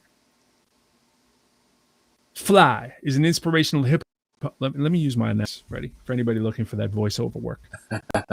Fly is an inspirational hip hop artist who fuses the struggle of urban street survival with faith, lyricism, and cultural encouragement. Born and raised in Chicago West Side, Fly was a product of his environment, which reflected in his early rap groups J Squad and MSK.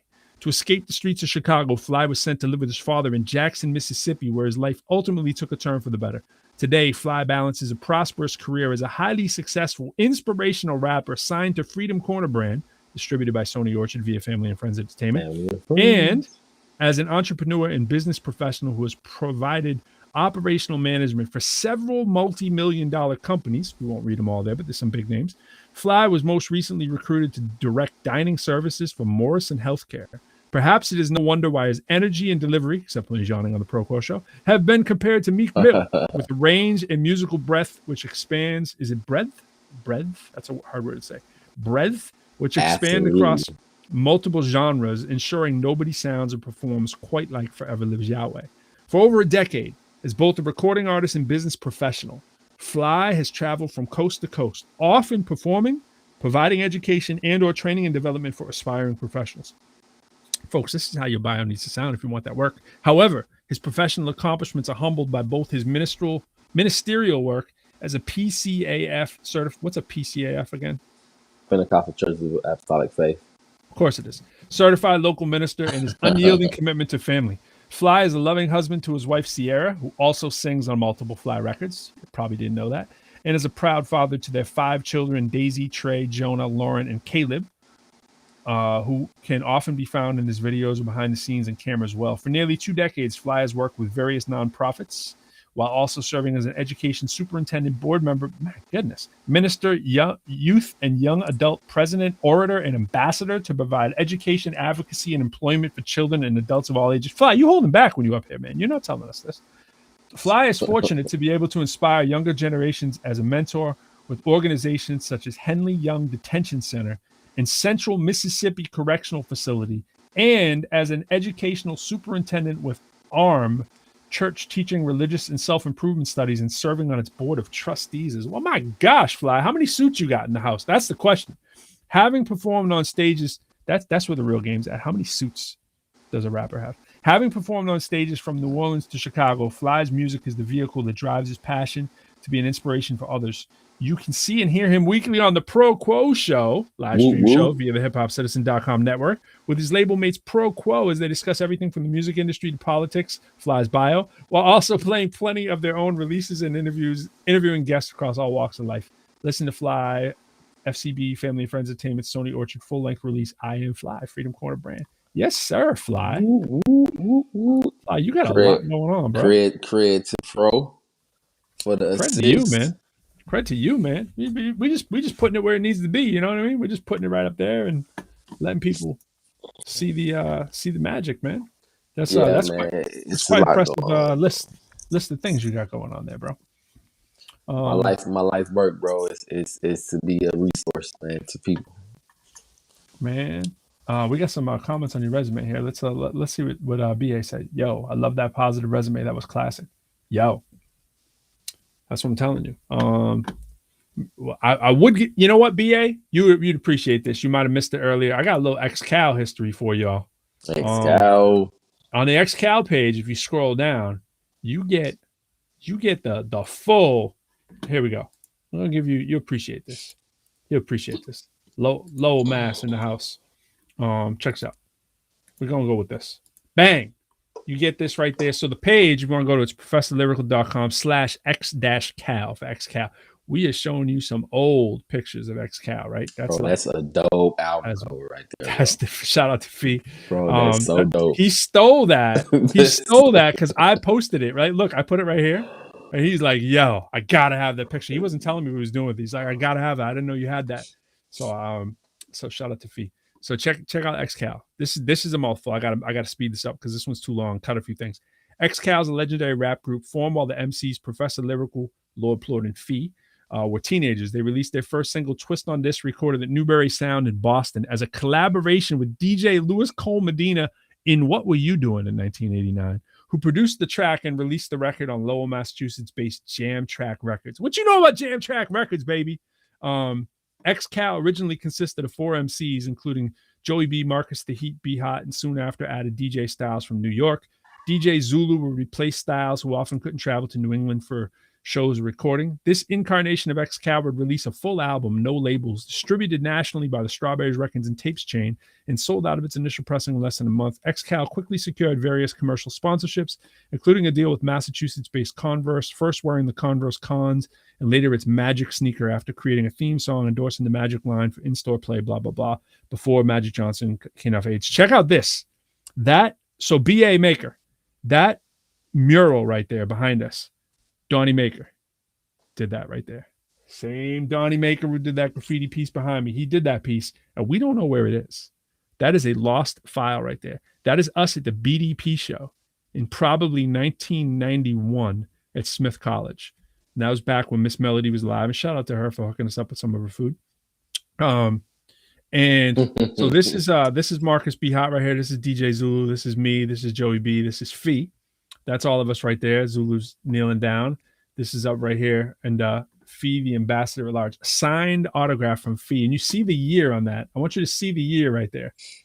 1990. 1990, bro. What were you doing in 1990, right? Bro, that's cold too, though. Yeah, bro. xcal would additionally be contracted to write commercial campaigns for Apollo HP Computers and Nick Paleologos for Lieutenant Governor. The 1-minute song for Paleologos was played as a radio commercial, helping earn Paleologos honors for Best Media Campaign. Shortly after, xcal would write and perform an anthem for the now late presidential candidate and Lowell native Senator Paul Tsongas. Most people don't know that. During his bid for the presidency. During this time, xcal often performed throughout New England while being manager of Pete Handy of Dorchester, Massachusetts, with strong connections to Maurice Starr and House of Hits. xcal turned down recording and contract opportunities with House of Hits. Most people do not know that either. xcal downsized while its members were all attending college, now featured Fee and Lord Plord, blah, blah, blah, blah, blah. Dance with Rhythm, New York Knicks, Xavier McDaniel, doing the deal with Xanthus. I've talked about this before. People that know me know all about this. I was in DJ Clark Kent's Superman battle for world supremacy in New York City, various Zulu Nation battles. What is it? Wait, what's the whole sentence? Heading into the mid-90s. Mid-90s, Fly. Mid-90s. Mid-90s? Lyrical Lord Plord was gaining notoriety as an MC battler, competing in such prestigious battles as DJ Clark Kent's Superman Battle for World Supremacy, various Zulu Nation, and by the way, that's how the annual yearly wrap-up by Mad Skills started off. Mad Skills came in a tie with Supernatural, and they battled in the end, and Supernatural beat him. Supernatural was crushing it the whole thing, but Skills was doing nicely too. So that's how he got his start.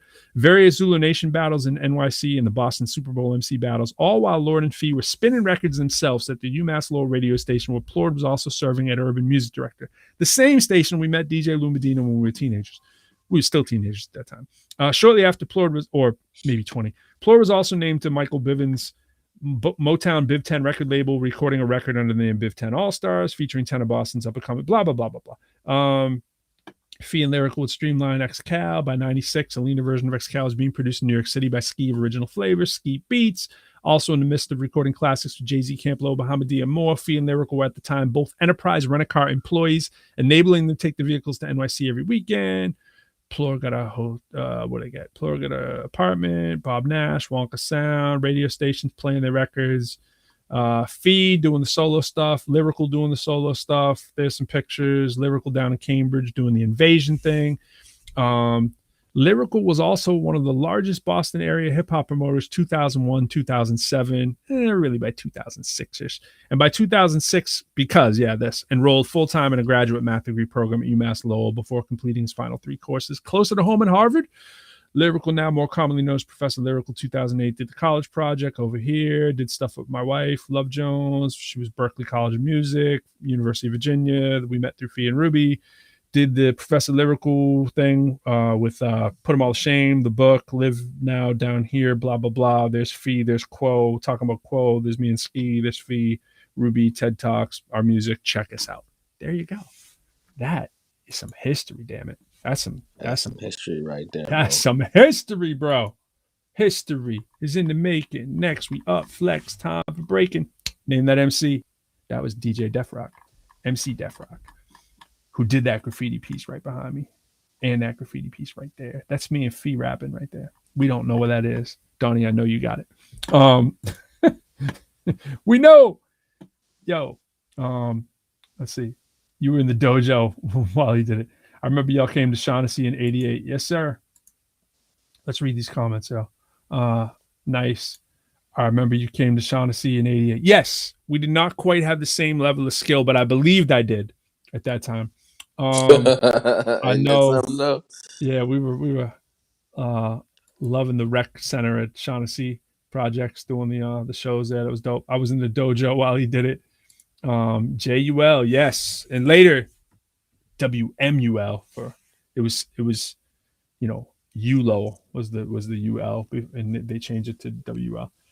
Yo, I have a lot more pictures. Yo, you gotta send those in. What do you got? Yo, I have a whole lot more for you. All pictures. What? You holding back? Yo, I know Miles got some pictures too, man. Some of the shows they've done there. I don't even have some stuff, man. But shout out to the makers. Shout out to Shaughnessy.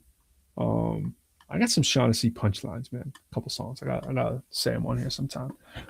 But yeah, man. Got some old stuff. We're trying to bore our people, man, just by reading them resumes and be like, yeah. I didn't even give you the pro bio, man. I would just put you to sleep with the XCal. If you don't know who we are, you're like, who are? Well, of course, you probably know who we are if we're on here. Downloadable pro bio with ProQuo info. Oh my gosh, man. See, it exists. Things like that exist, bro. This is it. And we give them right there. What do we got? We got Professor Lyrical's an artist and educator. I'm not really reading this one. Battles, math, blah blah blah. ProQuo, links. There you go. It says this: Pro got some college degrees and rap battles and put them together and raps a lot and does college shows and considers himself a good dad too. That's pretty much what that says, with some fancier credentials and stuff like that. But that's pretty it. A lot of links, and yeah, that's the kind of stuff that we send to get booked to places. And then we just show up and give them bars in their face, bro. We give them bars, man. Kill it, man. We give them bars, man. That's what we do. Sometimes people say, "Yo, you don't spit enough bars on the show," and I'm like, "Well, that's what Fly's for, man. I bring Fly through because Fly can." We what they don't realize, man, this is one of the most versatile shows on the planet, bro. It has to be, because the ADHD won't allow for anything else. Absolutely. This is one of the most versatile undocumented shows, ADHD, by the way. You know what I mean? There's no way you ever find another show that covers pretty much every major topic that you can think of when it comes to talk shows. You see what he's doing right there. You see what he's doing. He's escaping the fact that I just said bars, and he's like, "Man, I don't really feel like giving the bars, so I'm gonna just talk up this show." So I want 2 to 4 bars from Fly that people maybe aren't really familiar with, that you think that they need to hear. Because you might be seeing I've been doing this on Instagram. I've been posting my 2 to 4 bars. I don't know how often you on Instagram, but I'm gonna pull it up so people don't know. I've been up on Instagram. I haven't been very religious with it, but I have been trying to do what I can. So I'm going to show you what we mean here. We're going to talk about these. I'm giving you some time to think, Fly. Oh, okay. I got you. All right. Okay. So here's what we got. Oh, so this is what we doing. That's what we do. No, it ain't. I'm going to get you in the mood right here. So this is my my Instagram page. And shout out right there. You probably can't tell. Trying to click it, it doesn't blow up. I forgot. I just have to do this. No, I can't. Yeah, I can enlarge it. That is shout out to the Birdhouse, wearing the Birdhouse paraphernalia there. And shout out to Lenny wearing the hat there, the Boston hat. Anyways, so it's like this. I post 2 to 4 bars every now and then, called Lyrical Fire Bars. Got the grill going there. Who won it with Pro in 2022? Here's what we're gonna do, because I keep it all funny, happy, ha ha ha. But when it comes to the bars, I will squash little bugs. All right, so Google this author, see if dude got bars. The most beautiful. I'm Google and Bartha spitting that raw dog. Producers marvel and toss me they beast to rap on. Disney be that beast that all of y'all still aghast on. Woo! Woo! Woo! I said, Google this author, see if dude got bars. The most beautiful. I'm Google and Bartha spitting that raw dog. Now, first of all, Google and Bartha is beautiful. One of the most beautiful women that you're ever going to see in Hollywood, right? And she played. Not only did she play in Loki as she was the one running the show in Loki, right? Not only was she in Loki, some of the movies she's been in crazy, but she was also Belle in Beauty and the Beast, which a lot of people don't know, in one of the Beauty and the Beast by Disney, right? So when you say Google this author here, Google and Bartha, right? Here it flow. Google this author. What are you gonna rhyme that with? I'm gonna rhyme it with Google and Bartha, right? Google this author, see if dude got bars. The most beautiful. Who's the most beautiful? I'm Google and Bartha spitting that raw dog. And by the way, her name is Google and Bartha Raw, right? Spitting that raw dog. Producers marvel. You got that. Then toss me the beats to rap on. Disney be that beast. All of y'all still a Gaston. Y'all know Gaston was the adversary of Beast in the movie. That's what I'm talking about, right? That's quadruple entendre right there. You know what I mean? We hitting you with it. You might not get that unless we break it down for you. Shout out to Quo starting the Break It Down series. So that's what we're talking about. We want 2 to 4 bars from y'all. You know what I mean? To kind of put it in context. That makes sense? Yeah, bro. That's impossible. We give you another one. I teach class forth and back doing college tours. Went from popping junk to keep it a buck like the dollar store. Repping the sword while Ski beats the soundtrack. Smacking a pack of rappers, ex-Cal making it sound fat. That's on the new song back in the day. So I was doing a little promo there. Ski Beats does his Smack Pack challenge.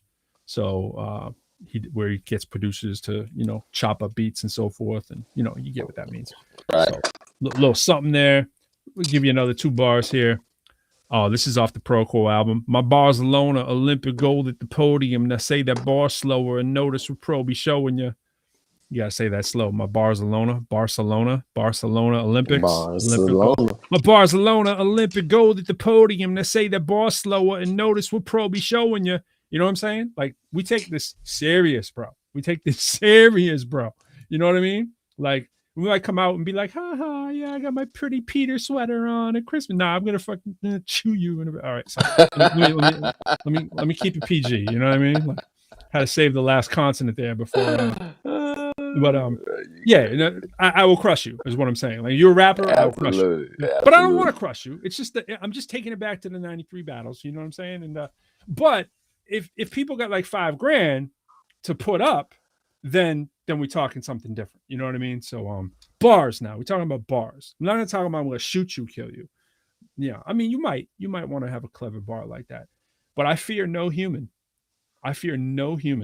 Writing in advance. There is no human on the world that I would not put up my own 5Gs for. In a fair environment where it's people just judging bars and not some popularity contest like, yo, you going against blah blah blah blah. I'm just saying 2 people in the ring, fair. You know what I'm saying? As it can be with like impartial judges, there's no human in the world that I fear. I will also, when you say impartial, bro, like I feel like a lot of people don't really appreciate true lyricism, man. And so, like, it'd be a disservice, bro, to just not be in the right showcase. Yeah, I mean, trust me, it's happened. I've been in those where you know that you did better than what's happened, and I've probably won some. I've probably won some where the same thing has happened. You know what I'm saying? But this bar right here for me, I've talked about this one before. This was over Ski's beat, over Dead President. Me and Fee went record shopping with to get the beat. We're working on a version of the beat, right? So that's what makes this one even crazier. And I did this over Dead Prez. really the whole thing. I flash credentials for them sweet presidentials because my potential for Washington's is monumental. It's crazy now as I live in Washington. I'm talking about the Washington Monument and Washington Bills over dead presidents, right? So you got to take it in sweet presidentials, presidential suites, and getting them sweet presidentials. So even the first two bars that are the setup to this are crazy and I wrote this in 2001. Right. So I flashed credentials I think it was 2000. I flashed credentials for them sweet presidentials because my potential for Washington's is monumental. The non-essential things in this life, blinging with ice while married men is living trife without a ring for their wife. I'm sticking to mics because that's what I got skills to do. John Wilkes, how I killed a 16 in the booth. That's like that's one of my favorite lines, bro. I can't remember what song that was on. Yeah, I mean it's in my Dead Presidents one. And I'm just saying, Presidents. If I heard you say that, I'm telling the world. This isn't just because it's me. I'm just referencing the ones that I've done, right? That's it's hard, like bro. If I hear two bars from someone like that, I'm calling everyone I know, and I'm like, yo, like, come on the show. Like, we got to talk about some bars, man. It's like I see people talking about people's bars, and I'm like, yo, that's like stuff I did in my 4th year rapping. You know what I mean? And right. Oh, that's nice. It's like, give me something that's gonna make me go like, what? I never thought Absolutely. of that. And when I hear people like that, I call like 5 people. I'll be like, did you hear what dude? And I get excited like a little kid. But I got to tell you, it's few and fleeting moments in between where that actually happens. So, absolutely. You gonna give us something, Fly? You gonna give us something? Whenever, bro. Right now, bro. We got what you got for us? You got to drop 2 to 4. That's the rules. You got 2 to 4. You can give us the setup like I'm doing after, but I need 2 to 4 up front. Everybody loves the underdog. So I just put my struggles on display like a catalog. When I speak, just listen. This is the synagogue. Money talks, so consider this a monologue. Ooh. Wait. I stall, but I stand. All right, keep going. I don't mess with I was in my bag a little bit. I stall, but I stand tall. The streets need them. If you fall, then they leave. They like tree limbs. I give all for you to see like museums. I U-haul and I back in to move freedom. I U-haul and I move in to get freedom. But see, now you can play it with freedom. Freedom in Boston. You know what I'm saying? Freedom's in Boston now. Change his name. You know what I'm saying? Change his name. Change the name. Change the freedom. In this free. You gotta break down those bars. Yeah, people, man. So I definitely be down there. So I was watching this particular movie. I think it was Rudy. Maybe like a remake of Rudy. I think I made it with Mark Wahlberg. And the story about he struggled with real bad. That wasn't Mark Wahlberg. Who was it? Nah, that was some short dude. That dude played Rudy. Yeah. Was like 5'3". I can't remember his name. He was the dude in Lord of the Rings. Absolutely. That dude. Yeah. But that was definitely not Mark Wahlberg. I couldn't really remember. I can't let that fly. Mark Wahlberg is short too. But don't get it twisted. Mark Wahlberg is like 5'7" as well. But all right, sorry. Yeah. But so in lieu of watching that movie, man, and just watching how like people thought his struggles was like his disadvantage, but he really used it to fuel him, and just the whole story about it being an underdog, and of course, just it was what everyone could visibly see in the time that he had dealt with rejection and all that. Just putting the struggles on display like a catalog, just with the whole concept of the way catalogs work and design. When I speak, just listen to the synagogue, and it's a perfect place. It's almost like a religious library where you spit knowledge. And everybody that's involved, that they sit and listen. So like when I speak, just listen. This is a synagogue, and money talks. So consider this a monologue. I mean, of course, that's like self-explanatory. I stall. I like but the flow of that's the monologue. I'm trying to work on the cadence of it too. Yeah. And so just like to your point that you was making, there's so many ways to approach writing a verse, which we talk about this all the time as far as pointers and stuff like that. There's cadences and stuff that you can use, and so I've tried to carry that cadence into the next 4 bars with monologue and going into I stall but stand tall, the streets need them. If you fall, then they leave it like tree limb. And so, that's like a double entendre. With finally crafted. Yeah. And the fall season, but if you fall, it was kind of resembling the idea of being an underdog, and then the streets need you. So people are dependent on you. If you fall, then you lose the people's trust and dependency. So if you fall, then they leave. And in the fall, the season. I just got like you. tree limbs. So you got to have people break it down sometimes, or you miss it because you're on to the next bar and your brain is going, what? Yeah, That. You know what I'm yeah, saying? Like, what did he yeah. say? You You fall know? and now I leave. They like tree limbs. I give all for you to see like museums.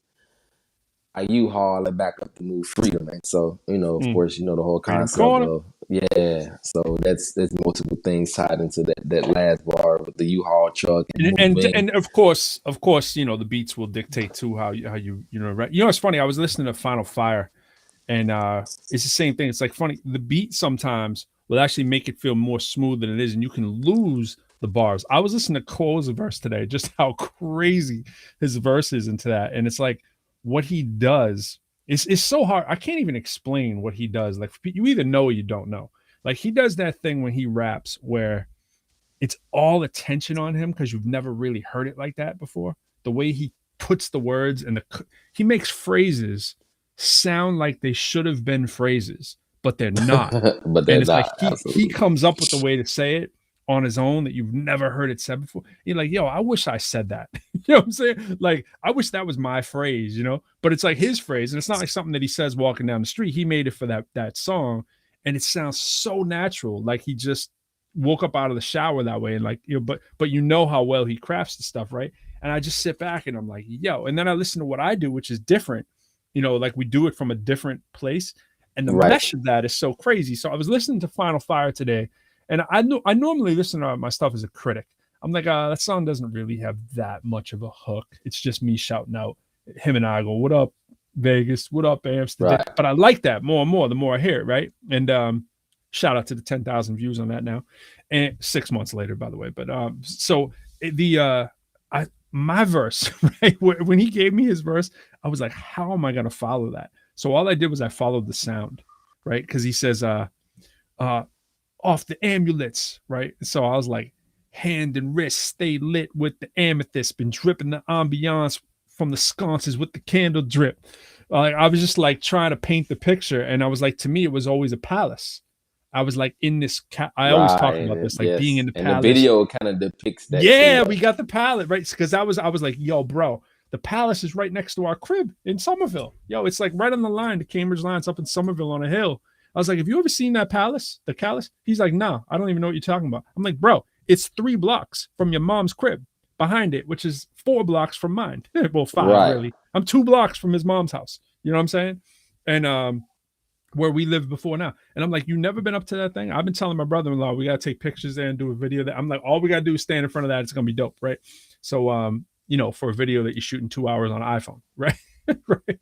So Absolutely. It's like, and then we went to Cambridge to get the graph because I'm like, yo, I say this line about the burners, my man spraying on the canvases. And I'm like, we go there at this graffiti alley, and sure enough, people are doing graffiti live while we're there. I'm like, yo, this works out so well. Amazing, bro. Behind the scenes. Yeah, but it's like the lines, right? I was like, hands and wrists stay lit with the amethyst, been dripping the ambiance from the sconces when the candles lit. I cancel riffs real quick like a hammer click. My mans and them be dumping a couple cans upon your canvases. And the next line that I say is a shout out to Fee and I. We won a dance contest at this place called the Drake at Heritage in Lowell, right? Back in like, dude was talking about like Shaughnessy, like 88. I mean, this was like late 80s, right? It was an under 21 club. It was the only place we could get in, right? And so I say, been winning the competition since before the Drake at Heritage. My fame is leverage. Obtain all the extras. One expert still remains, all except for the vain expletives. I spit flames while you drain your main beverage. Skill level obtained, untrained, your brain will hemorrhage. Just my average is so far from your maximum. No, just my average is so far from your maximum. Subtract them, even my math skills wouldn't even fathom them. Difference between us is steep as elite geniuses. Trying to teach some cavemen to read what my recent thesis is. All of my drip, you should put it through intravenous's and watch these whack rappers come back with no sign of weaknesses. You know what I mean? Just like, whoo, I was like, and Quo kept telling me, he was like, yo, it's like the flow. But I wasn't caring about the flow. I was caring about how dope what he was saying was. You know what I'm saying? Yeah. And it was like, I do it more of a dee dee dee da dee dee dee dee dee dee dee dee dee dee. I'm like, it's almost like melodic, without the heavy melodic. Absolutely, absolutely. And, that's the cadence, man. But cadence is the word for cadence for him though. His cadence is like on a whole different. Like his cadence, it's different, but it's like because I don't do it, I admire it so much because I'm like the way that he does it is just like I'm like, yo, like I should just rap like that once. You know what I'm saying? Every now and then I have bars that are like that, but his stuff is like It's crafted in a natural. It just whole, make it sound yeah, so yeah. natural. It's like a whole different, like way your ear hears what you're gonna do to it. Like I hear a beat and I'm like, yo, I already know what I'm gonna do to that. Like in a second, it's just a matter of putting the words in. But what he really does is he marinates with that beat and he really lets the beat like really get into his subconscious, and then he just comes through in the vibe, and then the words come later. Where I kind of focus more on the words, right off the bat, because I already know that I just kind of know where I want to go. But sometimes that's a mistake, what I'm saying, if you jump into it too early or whatever. So now I walk around with these headphones on all the time. So I got all these big joints. People are like, yo, why don't you have the Bluetooth or whatever? Because I don't want any sound where I'm walking around outside. I'm just listening, just zoned in. Absolutely, You know man. what I mean?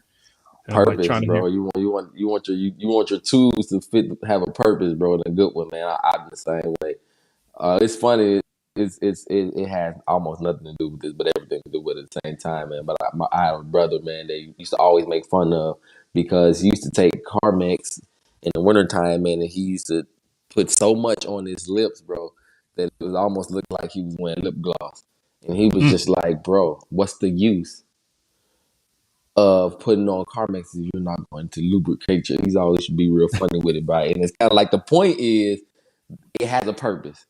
And I ain't trying to look cute. Mm. Like I'm Trying to trying get to, it I'm done. trying to get the job done. And Yeah, I man. feel the same way about certain tools, especially when it comes to headphones, bro. I have different headphones for different things different tasks that I do. Depends on what I'm doing. Yeah, no, likewise too. I got actually, it's funny you say that because it's like these are kind of like the little casual joints. These are like real high quality ones that I'll use like usually when I'm recording. Actually, I usually have like 4 or 5 or 6 of them around. I got one downstairs that my wife just got me for Christmas. They're like a nice pair of Sony's, like one of those like like I buy cheap headphones. Truth be told, these are pretty nice, but I usually buy $29 headphones at the Absolutely. most. What you know what I'm saying? She got me like one of those $200 pairs of soup. You hear everything. You know what I mean? And even that's not even that expensive on the spectrum of what I see some people get, when they're really recording well.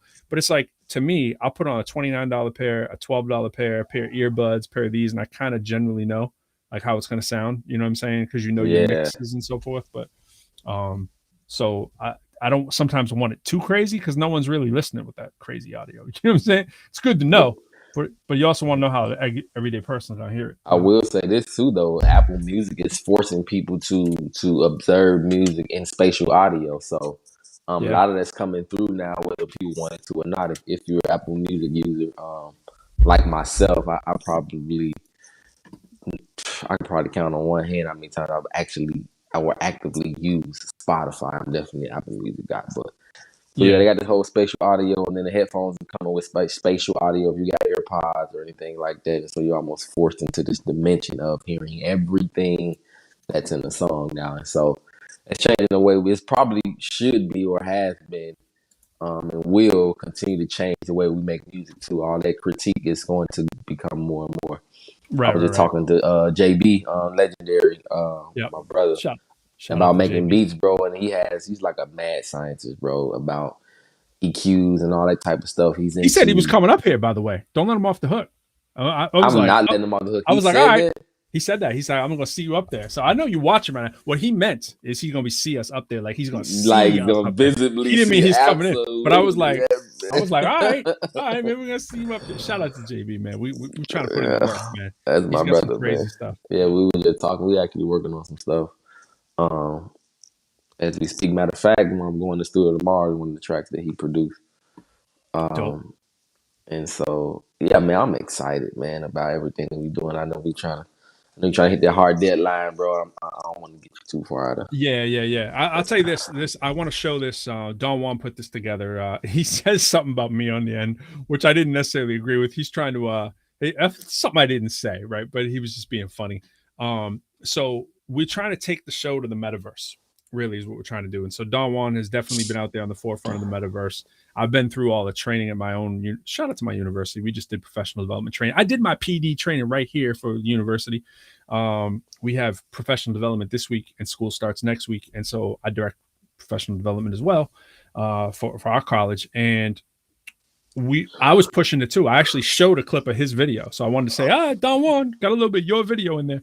So Don Juan's walking you through the metaverse. So I wanted some people to be able to see a video of what the metaverse looks like, because most people only hear about the metaverse. They don't actually know what it is. So we do training at our university on Oculus. Oculus is the product that Facebook is using as well. If you go into Facebook and you want to check out Meta, right, you can go into Meta and you can see their promo videos. I don't know if you've done it, but it's pretty amazing, right, what they've done. For better or for worse, you get your boy Mark Zuckerberg leading the video and trying to be like a normal dude, right? Trying to pretend he's not like a multi-billionaire, right?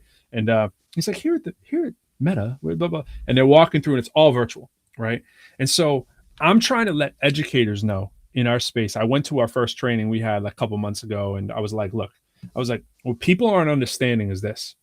The metaverse is going to change the world, right? It's not a question of if, it's a definite. It's already, the infrastructure is already here. The metaverse is already up running. And if you're using AR or VR headsets, right, that's like here's one of mine, right? So if you're using, that's kind of a cheesy one, but if you're using like an Oculus headset, you literally put your hands in and you're walking around. You got to have some space so you don't kill yourself like flipping over stuff or whatever. But it's essentially like Neo. It's like Neo when he's in the training in the dojo, right? It's like that's totally immersive, except your body's not moving there unless you get hit, right? They had it like to a super advanced level where it's like you don't even have to move. You're just thinking it, right? But in what's going to happen is all of our meetings, all of it, instead of you showing up all the time and being like, oh, I got to get my lighting. You don't need lighting. It's going to be your avatar. Your avatar's going to walk through and do all this kind of stuff. And I'm like, we're going to teach classes this way. We're going to do jobs this way. We're going to do trainings this way.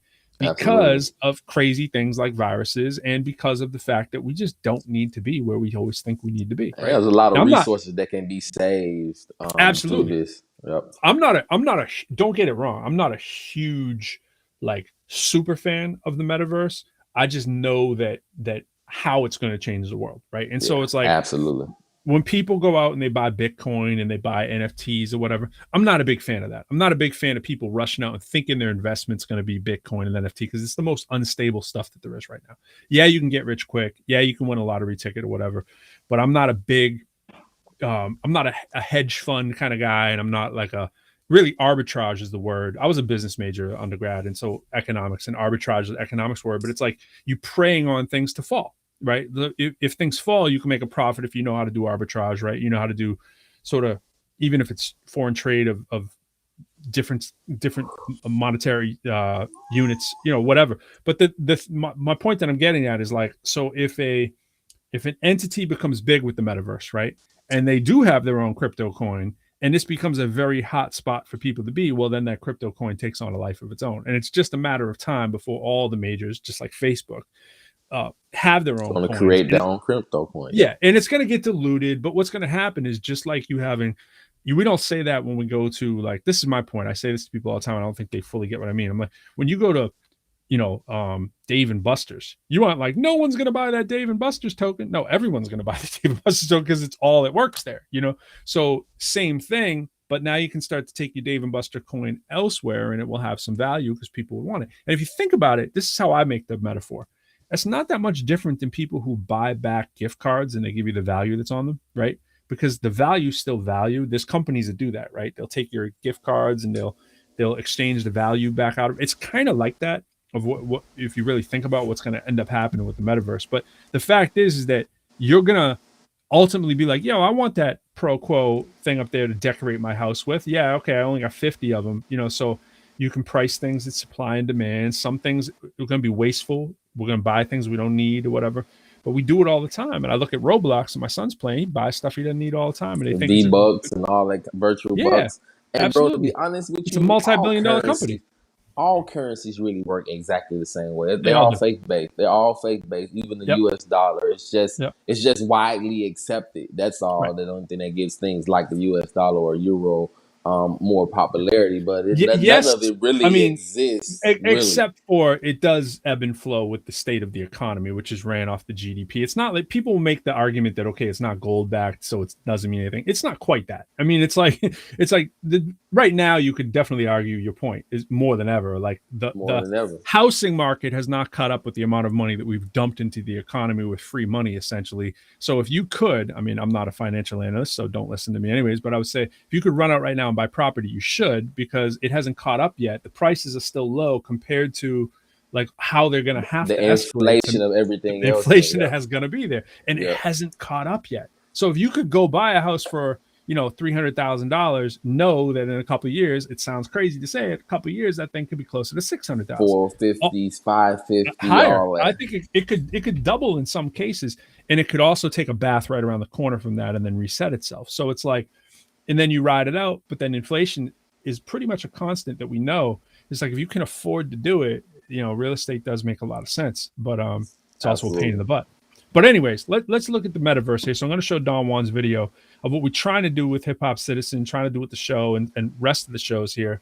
And shout out to him. I was just going to give you a little sneak peek, and I hope that he appreciates the little advertisement here. So let's make sure we got the logo up there. There's Hip Hop Citizen. All right. So let's go with share screen. I'm going to give you share the audio too. See what I did there? And we're going to go with shout out to Don Juan. Here at what looks like it's going to be the Hip Hop Citizen meeting room in the metaverse. This is unbelievable, right? So you have this virtual office space where you can actually invite people to your office space, where you can have a virtual office with your logos on the wall. In our case, hiphopcitizen.com. Be sure to check that out. And you have a TV screen which can play whatever your business is, demo, whatever the case may be. And then they call these microphone podiums. And again, you have the option to put your logo there. And within all these rooms you have here, they can pretty much take you to anywhere. The vision is that there's an actual meeting room, and we're going to the meeting room here.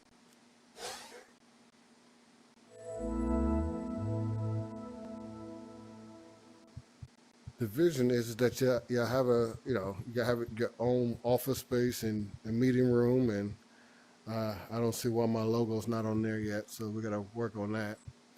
But the idea is that you can create your own meeting space, and you can have, I don't know, probably 30 or so folks in here. I was in a room with a lady who owns a Bitcoin place, which is an apartment complex, who put me on, which is doing extremely well. I think I was in at 200 metacoins, and suddenly I find myself I'm up, like 80,000 metacoins. Unbelievable growth in a matter of a couple of days, just by the namesake and the fact that it's by the beach. But anyway, we held a meeting here, and she was explaining to me how this works. So this is the meeting room. Eventually, I can put my own photos on the wall there, or my logo, whatever my business is. And actually, the time is actually time correct. So there's a time meeting, a clock on the wall.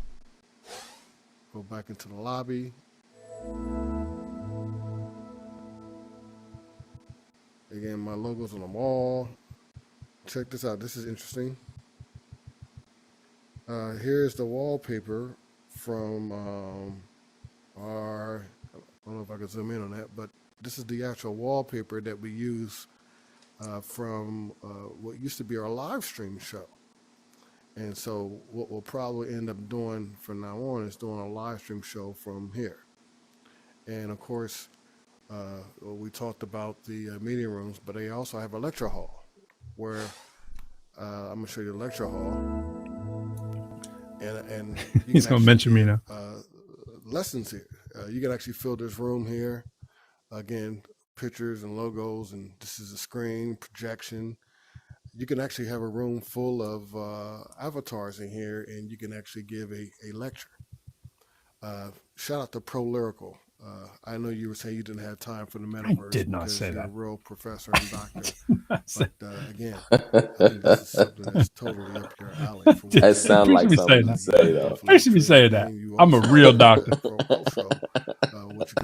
First of all, I'm not a real doctor. Real doctors operate. Hip Hop Citizen right here on Facebook. I said I didn't have at the moment the extra bandwidth at the moment to jump on in without doing a lot of all the work that I didn't have time during the holidays. The up and coming, brand new Hip Hop Citizen meta.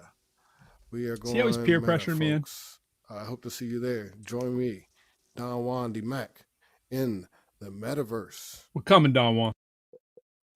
We coming, Don Juan. We coming. We coming. You know what I'm saying? So, what do you think? What's your thoughts? Are you muted? You are muted somehow. How do we mute you?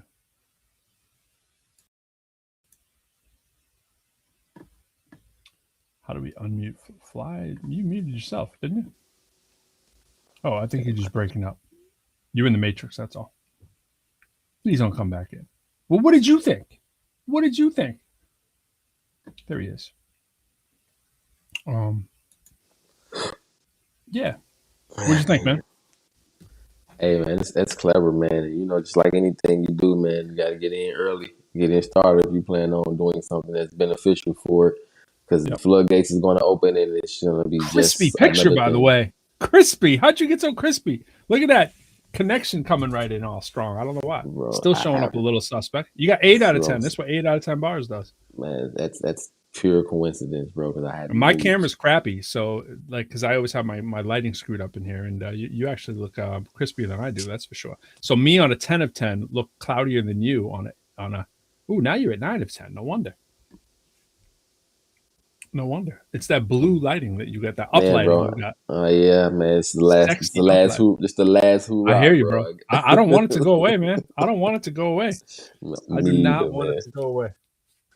Me either, man. Me either, bro. It takes her like a week or so to really get it how she, and then we just try to ride it out, bro. And I usually just nag her. She probably leave it up another week if I ask her to, though. I just don't want to go in the storage space one more time. I'm in there like every day, and it's like I get that 4-foot kind of thing, basement kind of thing, and I got to go in that thing. It's a crawl space basement, and it's like it's like 20 by 10, and it's probably 30 by 12, and you tell my math guy, I'm getting it exact for you, right? 360 square feet, right? But by 4 feet high. So what's 360 by 4? 1,440 cubic feet, right? Cubic feet, right? But it's short. Trying to get in there. It's pretty short. You got to get in there, and I'm over 6'3", so it's like I'm in there, my back killing when I get out of that place. Like here, if I stand 2 feet over that way, right? It's like I can stand here, I can't stand 2 feet over there, right? So I have to get stuff over there. I'm like, but my point is I got to move all the boxes that I put in to put all the things in to get it out, and then I got to redo it, put the tree away. There's like 8 Christmas boxes. It's just we had to put stuff in the garage, and then it snowed here. We got snow, man. I don't know if you know, but we've had 5 snow days in a row. Today was another one. There was no snow today. They just called it yesterday just in case. And we had 4 inches of snow on Monday. That shut everything down. You may have heard our highway. Well, maybe you have a bad connection. We had highway blockages for 36 hours on 95, the highway right near me. I wasn't on the roads though. Senator Kane was on there for like 24 hours. People were like stranded with like snacks in their car if they were lucky, running out of gas, that kind of stuff, just stranded in the cold, man. And it was like 70 degrees. And then the next day it was 33 and 5 inches of snow. So we got 5 inches of snow, which canceled every single day this week. That's what happens out here when it snows.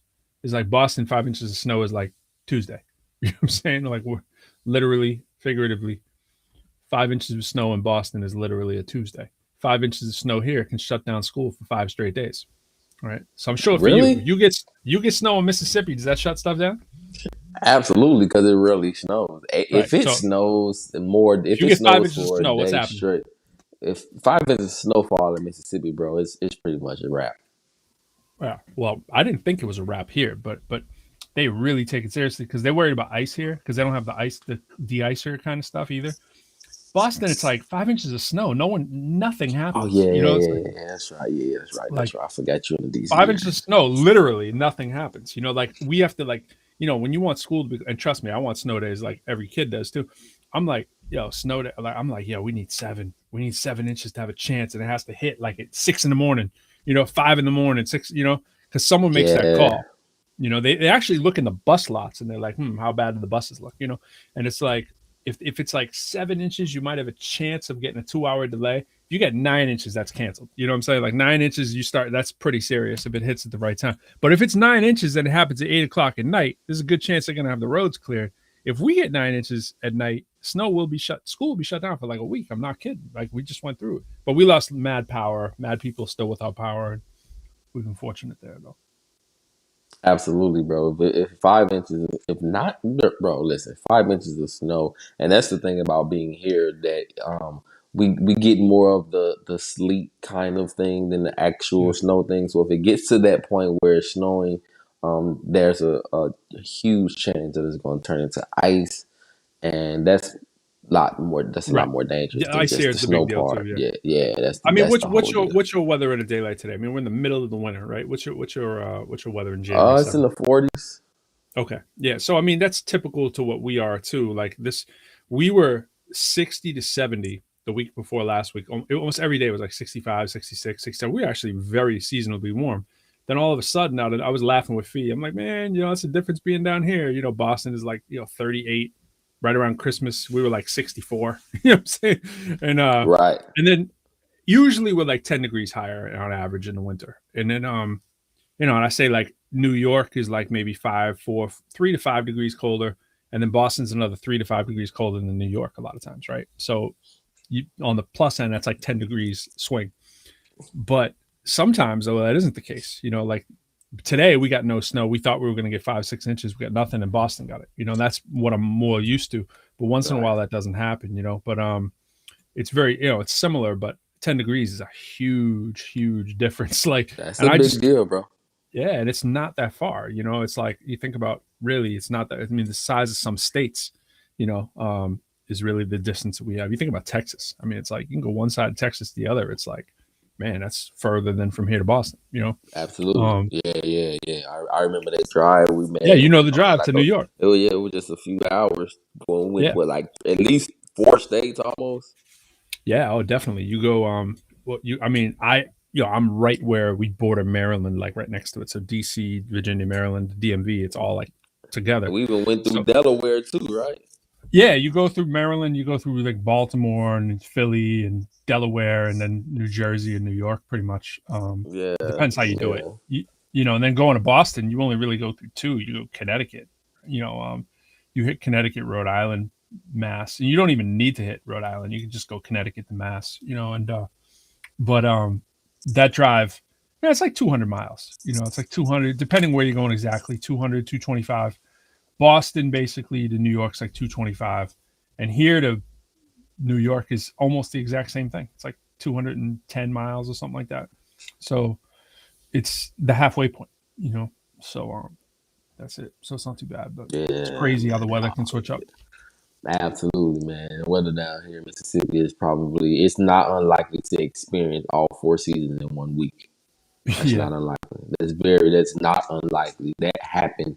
We were just in Orlando at the Universal Studios last week. What? Um, We need to talk about that. and How was yeah, that? bro, it was interesting. I'll say that. Everybody had a really good time, Forgot about that trip, but man. Forgot about yeah, that. everybody Balling. had a really good time, and it's Daddy got always the just big interesting. paper. Daddy's got the big paper now. Don't do it, bro. Don't do it, bro. And it's amazing how, you make a lot of plans and provisions, right, for the kids. And I know my kids. Like my kids love swimming. Like absolutely, they're like, Yeah, they're going to those um, water parks. right. So we didn't do the water park, right? We did like the two big parks, thrill rides. Universal Studios would have like Oh, a okay. lot of 4D stuff, and then there's another park within Universal called Island of Adventure, and it has like all the spin-off stuff like Fast and Furious and Yeah. Kong Island and Harry Potter and all that stuff is in Island of The last Adventure. time I was there, the big thing they had was, and this was many years ago, they had it was like, what was it, the Terminator one? I mean, that was like like that's how long ago it was that I was there. They're like Bro, Terminator so movie. the last time I went, bro, when I was Skynet last was time I taking over. went, it was the big deal was Jaws. Oh yeah. Jaws, you got on this boat and they just had like this artificial Oh thing yeah. with the shark coming out of the water and Shark all was out that. of the water. Jaws Yeah. and and all that kind of stuff was like what was popping then when I was probably about 8 or 9 the first time I went. I went Right. again in my 8th grade graduation. around that time, but I don't think we really did. Oh, Nickelodeon was a big deal the first time I went to, like Mm, the Slime Game. They doing all the yeah, casting yeah, and the pre-casting to make it to the big show and all that right. stuff. And so, time we went, man. Of course, the Harry Potter thing was, and Harry Potter. Look, man, the wizardly world of Harry Potter, bro, was. And I'm not really advertising for them, bro, but it was like a Crazy. world of its own, bro. It was crazy, bro. My Yeah, son no, it loves was Harry Potter. He cool. just got the whole book set, man. He's like in heaven. He's actually only read one of them, but he loves Harry Potter like And nobody's that's business. because Harry Potter, man, lasted for so long that there are so many generations tangled Yeah. into. Like I was probably as excited as my kids were about Harry Potter. You know what I'm saying? Because I grew up on Harry Potter, right? Like, Yeah, I like Harry Potter too. Like I told my son, and he's like, "Daddy, have you watched Harry Potter?" I was like, "I've watched every Harry Potter," but then I realized there was one Harry Potter I haven't watched. I missed one of the Harry Potters. Um, you know what's funny? I was not really. I saw it with my dad. I saw Lord of the Rings like when it came up. I'll see any I sci-fi, but I'm not a Lord of the Rings person. You know what I'm saying? wasn't But really Lord of the Rings. Harry but I Potter was did my it. joint. I did Lord of the Rings though. It was better than I thought. But it's not really my jam. Like I got into it for a little bit, and I was like, it's okay. You know what I'm saying? But I like Harry Potter much better too. Um, Absolutely, absolutely. So and yeah, while we've we're been at going it, about a week. Boba Fett, Boba Fett, man. Shout out to Boba Fett. Boba Fett got his own series on Disney Plus. I've been liking Boba Fett's on Wednesday. What? Yes, Wednesdays. Check it out. They're 2 episodes in right now. And have you seen Spider Man yet? I have not seen Spider Man nor The Matrix. All right. So we gotta end this communication now. Anyways, it's a good place to end it. Um, you know how I feel about that. You got some homework to Uh, do. Yeah, no, Yo, we I'm got getting some. there, bro. But when everything was coming out and dropping, bro, I was gearing up. We was heading out of town. We was gone for a week, and so Yeah, and right when I got back, I went. I mean, I probably when I got back, I had a few days before I had to go back to work. And at that point, man, I was just tired from traveling. I didn't do nothing, man. I stayed in the house, and then went right back to work this week. So this is my first week back at work after the trip, and so I just kind of been out of pocket for like almost the last 2 weeks, really now, with the word. trip and the planning and we like to travel too. We drive, so in the day, halfway to the location that we're going, getting together, and then as you know, as I've tried to explain in the past, trying to get my family ready for a week long vacation is a job by itself. So it Oh takes about a man, week to get prepared for a week vacation. Honestly, yeah, absolutely. Yo, shut off your mic for a second. I want to say, I mean, shut off your camera for a second. I want to see something. Ha ha! You already hopped on it. So I didn't go that far. I just went to this. That's why it says pro rapping overtime because it uses the initials of the words you choose. So I had to come up with something that spelled pro. what did So you see? Nothing. I see your picture. It's your fly picture from your bio with you pointing your hand out, showing your watch. Oh yeah. I did. Yeah, I did kind of do that a little bit. That's what I was yeah, doing man. behind the scenes, playing Shout out to around, Don Juan. trying I to saw see he what was liked. I saw he liked something. Don Juan, we were running a little bit of the metaverse, man. I hope you caught it. Plugging the hip hop citizen metaverse stuff. So we trying to get there. We trying to get there. Um, yeah, man. You can you put your camera back, but I know we got to Yeah, be that's dope, getting out bro. of here. Yeah, man. I did want to say the as far as the Matrix and as far as Spider-Man, as far as all that, that's some homework. We got some people coming up down the line. We got Singapore Kane, man. I don't know if you remember when we did that Boston joint. But Singapore Kane is one dope MCs. We're gonna have him up here soon. We got to get my man who was supposed to come back a couple weeks ago. I got to reach out to him, get Oh him on the yeah. show. Yeah, definitely look forward to his stuff. He's on the charts too. There's a whole host of people who I got to get on my game and get back to because we want to have some of up here. There's a lot of people popping up with music. But what I'd really like to do, I would love to have a show on here, is really a versus. I really think we need to have like a non-major label versus kind of thing where people, like you got to find someone fly you can catalog for catalog with, someone that maybe, or someone that is kind of on a parallel world, but not necessarily someone that I don't know. It could be super super well, but like somebody like regionally who'd be kind of what I'm saying. I mean, of course, a lot of people I know would have much more of a New England kind of interest too, but Yeah. it'd be dope. You know what I'm saying? Like, I don't think there's No, we enough can of them. definitely put that together. We can definitely put something like that together, man. I got a few people that I could probably pull. You sparked something in me, man, when you start talking about the Fly Show. Actually, the show is going to be called Question the Culture. It's actually been something I've been working on for a minute. Question of culture. Okay. Yeah, question the culture. And Oh, like so QTC. question the culture. And so my approach really is really how I approach my life every day, and how my view is the lens that I view, the world through. And so when you hear me say question the culture, I'm talking about in every aspect, right? And so if you walk into a business and an establishment, which when we went through the bio, we talked about all the things and accomplishments that I've had within the business and operational management. One of the things that I've constantly, or ideas that I've brought to different organizations that is able to change the trajectory of these companies, was I questioned the culture. And so that approach is just to strip down everything that goes on within that environment, quote unquote, the culture. And you listen and you adhere to the way people respond, the way they communicate with each other, the way they communicate with leadership, and the way they communicate with end users, whether it's the customer or a guest or whatever it is. And so it allows you to identify what's wrong, and what's wrong will tell you fix and how to fix it. Like, it's all self-explanatory, but it starts with questioning the culture. The same thing applies to sports. If you're looking at a team, you're looking at, all right, what's wrong with the team? And if the culture is bad, which means that if the players aren't getting together, that morale, it's that intangible thing that exists in every facet of our life that we don't really think about, but it has all the answers to our problems. Dope. That's deep. That's deep. Yep.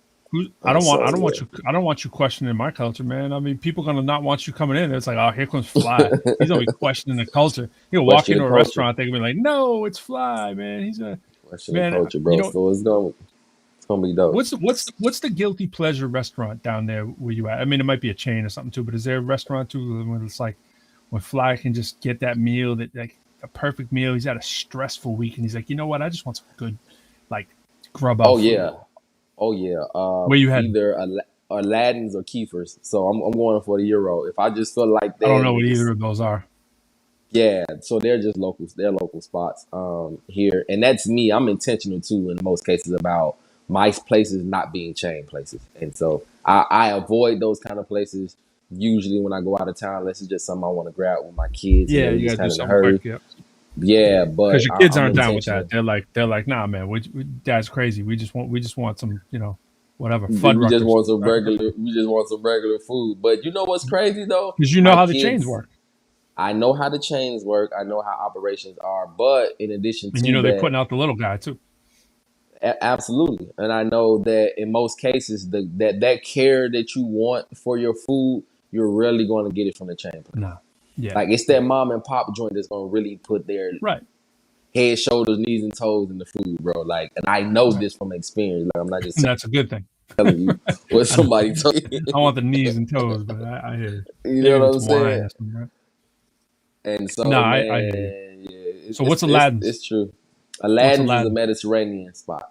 See, that's where I was going. So I heard you say that, and I was like, I wonder if that's like just a funny name or if that's representing the culture. Yeah, we got a spot next to where my son does Taekwondo. I kid you not, 3 days a week, man, I'm in that place getting their bread and their veggie samosas, man. I'm like, give me 2 of them veggie samosas and give me absolutely, bro. Give me some bread, man. I need some naan and some veggie samosas, man. Give me some Indian food. It's actually a Mediterranean version of an Indian restaurant, so it's like they're from Bangladesh. So they got the naan bread and then probably some of the Mediterranean meats and stuff. Yeah, they do have samosas. It's funny, they actually have baklava in there, which is I'm Greek, and so definitely Greek. The food's all the same, But that was the first dessert I learned to make in culinary art school was baklava. Really? What's funny is I don't really love sweet foods. I've never been a huge baklava person. I like it more as I've gotten older now and then, but I wasn't a really big baklava person growing up. Nah, I still don't really like it. And honestly, my family, my oldest son is kind of like that, but I'm not a big sweets guy, but I love pistachios, which is one of the main ingredients. The phyllo dough that kind of gives it that texture, and just honey. It's in a simple syrup that kind of gives it that crispiness, but so yeah, it was one of the first desserts that I made, and that's probably my biggest tie to baklava, is that it was the first dessert I ever made in culinary art school, more so than me enjoying how it tastes or something like that. And so, yeah. What was the other spot? Kiefer's. Now Kiefer's is Like probably, Kiefer Sutherland, that kind of Kiefer. yeah, Keifers, and it's Yeah, Mediterranean as well, but it's like American Mediterranean. So it's probably a little more. It's probably a little more of a chain like place. There's like multiple locations, so to speak. But yeah, it still has that. It's not like McDonald's chain. It's like small chain. Somebody started one and it did real good, yeah. so that's then let me open another one. Kind of That's like how chain that's like place. this place. I think I mentioned before. My son loves District Taco. Man, he likes District Taco. It's out here in Yeah, DC, right? District. And we got yeah, one down the street, and I think there's like probably 8 of them, and he just loves those tacos like nobody's. But all he gets on it, my kid will not eat anything with any kind of spice on it whatsoever. He's 8. He wants chicken, cheese, lettuce, tomatoes. That's it. You can't put anything else on that thing. can't It's blame just him, bro. that's it, man. And it's the same thing. Like he gets veggie. He does like veggie subs. He is veggie sub, man. Lettuce, tomatoes, pickles, honey mustard, cheese. I get the Subway joints with the like little cheese bread there, the little Yeah, Parmesan, whatever cheese bread.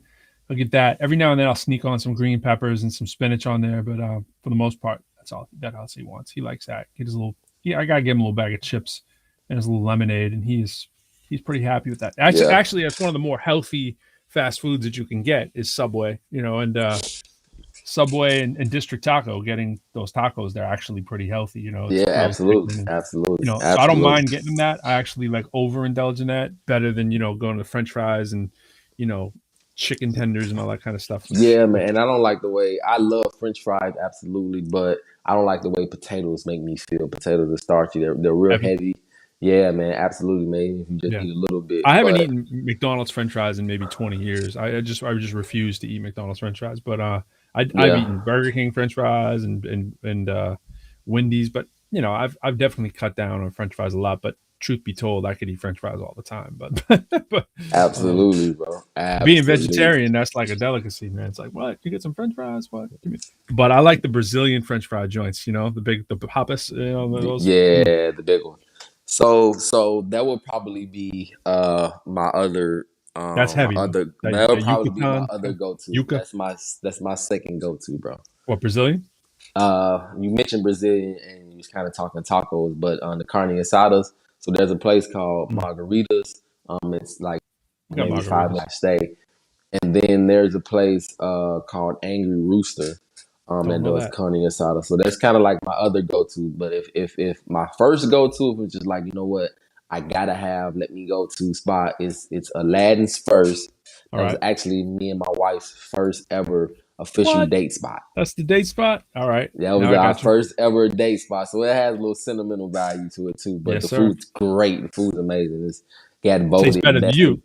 You know what I'm saying? Tastes It better than has you. I the understand. they have voted multiple times, well, almost every other year, number one Mediterranean spot. But that's not saying a whole lot because we're in Yeah. a small town and we're in the South and ethnic foods aren't really popular here.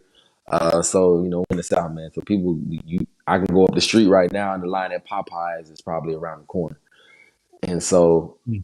they just how we rolled in the South, bro. But I grew up in Chicago, so I was able to experience all of those foods, which is why my kids are actually surprisingly, their palate is probably as refined as any kid you probably find. My Yeah, kids yeah, eat yeah. I mean, everything.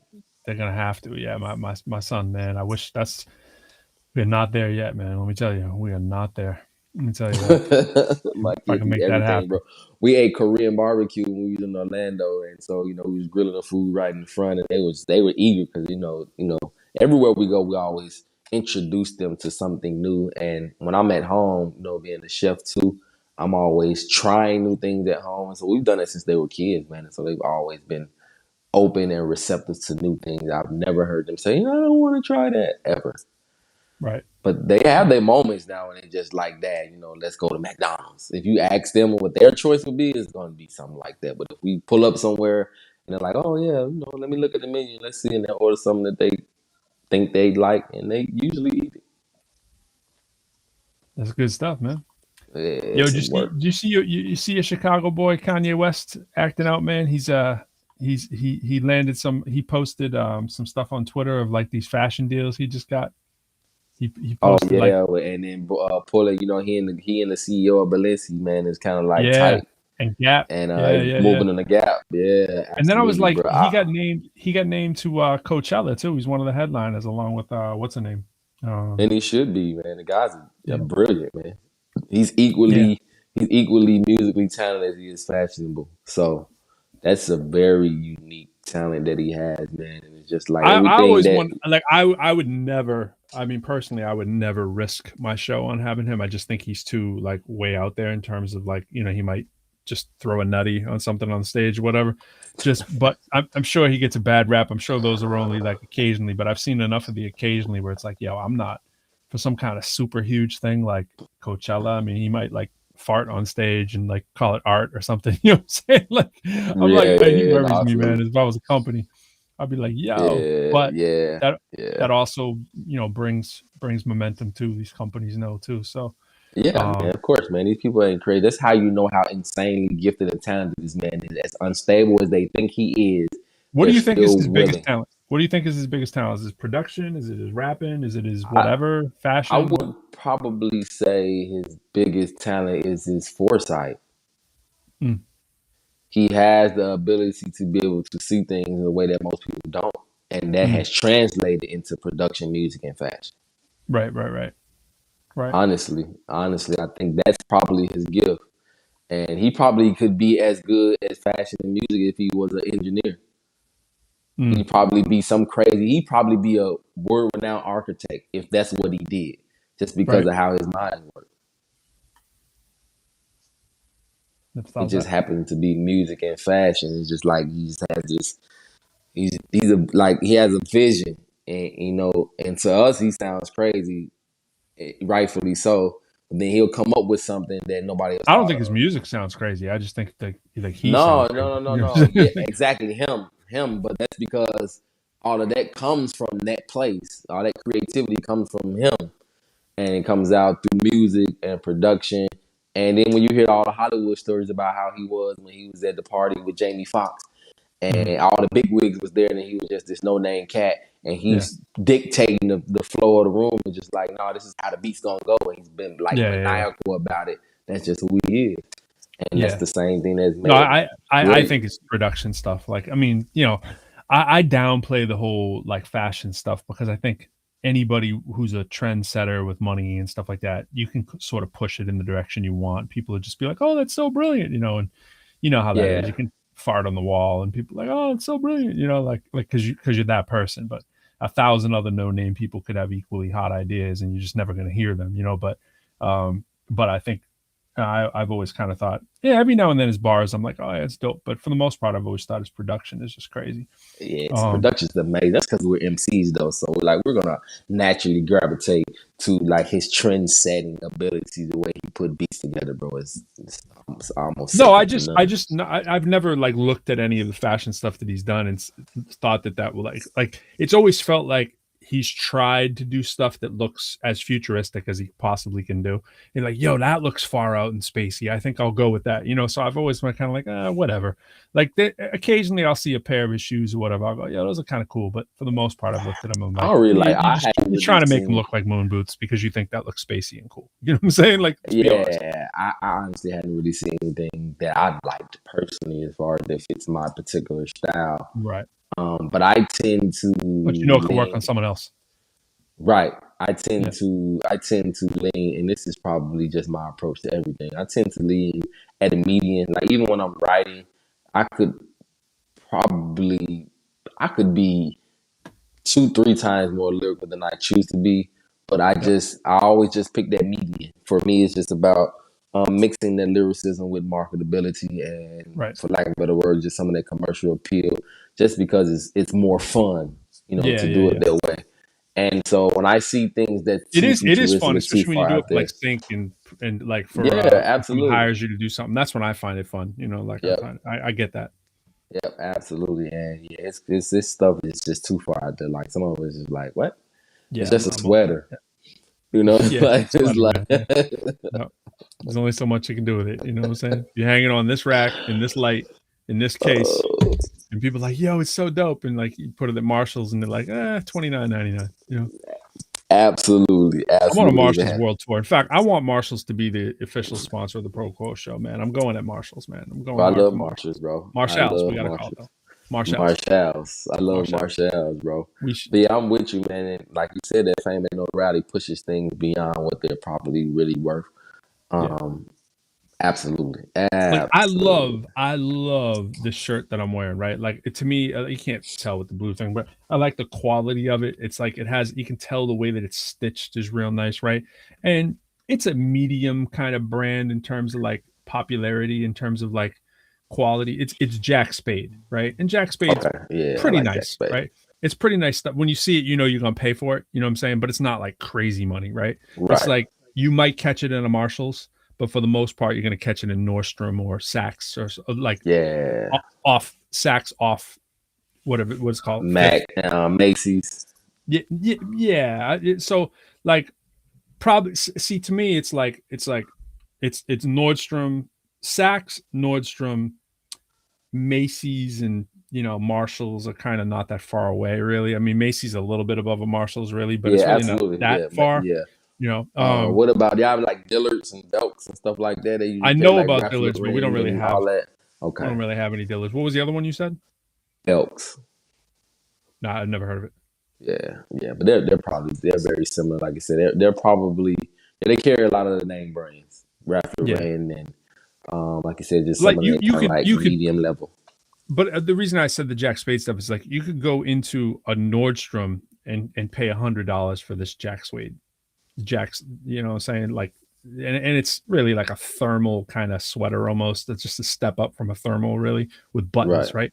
And like you get at Marshalls, you might pay $39 for it, right, but if it didn't have that name, it'd be $19 in Marshalls. You know what I'm saying? And every once in a while you come absolutely. across something, you feel the threads, and you're like, yo, this is mad quality. How come I never heard of this thing? Right. And you look at it, it's a name you never heard of. That's why I You love research Marshalls, it. bro. Yeah, and you research it, and then you'd be like, oh, actually, they're actually really pretty nice. It's just no one's ever heard of them. And in its own store, that thing's selling for $79. You know what I'm saying? And but because no one's ever heard of it, Marshalls will get you that for like $29 or something. Absolutely, bro. I Um, love it. I love it. I love Marshalls, bro. Because, like you said, you get those steals and you get those bargains. As long as the quality is there, the look is there, I don't really care whose name is on it, oh unless yeah, I it's don't just care. something I just don't care to represent. But But if I, um, if money isn't really the object at the moment, and it's time, and it's like the time that it'll take me to find something in Marshalls is where like I'm not cool with it. Like I'd much rather walk into Nordstrom's, right? Because I know exactly where to go. It's going to be right here. I'm going to pay for it, right? It's going to cost me like $70, right? For something that I know I could get in Marshalls for 30, but I'm going to walk in and walk out and have it in 5 minutes, And so it always comes down to, and that's what they get. And that's what richer people typically don't have as much time, right? And like, because they doing whatever they do. But sometimes people that are broke don't got any time either, but it's like, they're not for the necessarily money, going into the store. Yeah, but it's like you get into that minute where you're like, okay, I got 5 minutes. Where am I going to got go? 5 minutes, Cheap bro. places will let you get that deal, but you got to be willing to walk in there for like 35 minutes or so. You know what I mean? So that's where they That's get you. why I shop, and probably the size of my family has probably influenced this. And I'm probably more into fashion than I ever talk about, but uh, that's why I shop recreationally, bro. Shout Like out to I'm AB not. Money. Shout out to AB Money, You man. know, you got shoppers and you got buyers. I'm a buyer. Like Yep. if I actually walk into a store, like I'm going to get something. And Mm. so, um, but if I'm just casually doing something, I just spending time online, and I just shop recreationally, so that when I need to go somewhere and I got something to do, I always got something I hadn't worn before, and that usually Mm. saves me a lot of time. Mm. I hear you. I'm with A that. lot of time, bro. A lot of time. So every now and then I'm gonna have to get a piece to complete something, and there's never no strain and no struggle, bro, to put something together, to get somewhere. So because my kids, man, I'm always having to shop all the time because my kids are Mm. constantly growing in or out of something, and so I'm in stores every You other got to be week. keeping that tag on and repackaging it for the youngest and be like, hey, look what we got. Absolutely, You know what I'm bro. You saying? only Like, bought yo, this you like can five scratch your times. back a little. It's okay. Just keep it right there. You know what I mean? Keep it right I'm there. telling you, bro. Recycle, bro. Recycle, bro. The Banks family does believe in recycling, bro. Yeah, man. Absolutely. We all got it, man. We gotta save this world, man. Yo, we gotta save ourselves, man. We gotta get out of here. We way over. We out of bro. here, man. Deuces. Yeah, absolutely, absolutely. And let me put this last comment up there too. And shout out to Anthony Mosley, aka AB Money, checking in. Peace. BA Mega Martin's in Bidford, Maine. That's where I get all my top shelf gear, including my Helly Hansen. I just got my lady 15. I assume that's $15. I assume that's 15,000, 1,500. Not sure what those commas there. Montclair jacket. Okay. See, I'm not even hip. I don't even know all that. I'm not even sure what Bidford, Maine is. I think I've been there before. It's either my friend Dan or my friend Robbie who knows about Bidford, Maine. I think it's Dan. I really don't have a knowledge of Maine. I got to be honest. But I got to check that out. Now Helly Hansen, I remember them, but they had all that rebel gear back in the day. Remember that Helly Hansen? They had all that fresh stuff for a minute. Sure they still do. Yo, I got so much stuff for the right person. 1,500. Oh, okay. I see what you're saying. 1,500. Got you. Those commas, man. You messing with a math professor now. Don't be getting the math person. Now, man. Them decimals got to be in the right spot. I do it all the time, man. I can't. You know what I'm saying? I type it wrong all the time too. You know, I've been messing up that math too, man. I don't mess up the math. I mess up how to write it. You know, we should have a math challenge. We should have a math challenge. I'd never enter a math challenge with you, bro. You got math skills in your family. You were telling me, man. Bro. Math was my favorite subject. I just kind of fell out of love with it. Where'd you stop when you lost momentum? Where was it? Where'd you top out at? Calculus. That's where you dropped the ball, or where you said no more pain. Yeah, that's probably what it was. No, it was never that. I never ever can remember ever just not being intrigued by math. It just kind of something I just stopped being into, so to speak. It just kind of like faded away. Just my intrigue, and I guess probably when I got out of school. And I guess if I was in your case, you're still always around it all the time, and you teach it and all that kind of stuff. Peace, BA. Once I got out of school, it was just kind of like, yeah, it's over. Yeah, no, I mean, I say this all the time. I'm never sitting down going, yo, let me do some math. That'll be fun. I never. Right, absolutely. It's not even a contest. It's like, I tell everybody this. I say it to students all the time just to break the ice. I'm like, trust me. They talk about the rapping and the math and stuff, and I'm like, hip hop's here, math is like here. You know what I'm saying? It's not close. You know what I'm saying? There's no chance at like 11 o'clock on a Friday I'm like, yo, like I was wondering about this quadratic equation. Now when I get what it is it's more of a ability that you forget you have, almost like it's weird, like you shut that part of your mind off in a way. And it's like, and it'd be something that come out. I'd be like, oh man, I know how to figure that out. Like, you know what I'm saying? It's like special talent that you forget that you have, kind of thing. When you're not thinking that way, sometimes it'll even be stuff around the house, and I'll be like, oh, I could figure that out in 2 seconds, and I'll say, let me use my super math skill, and then boom, it happens. But I'm never sitting around and being like, yo, I want to do some math for math's sake.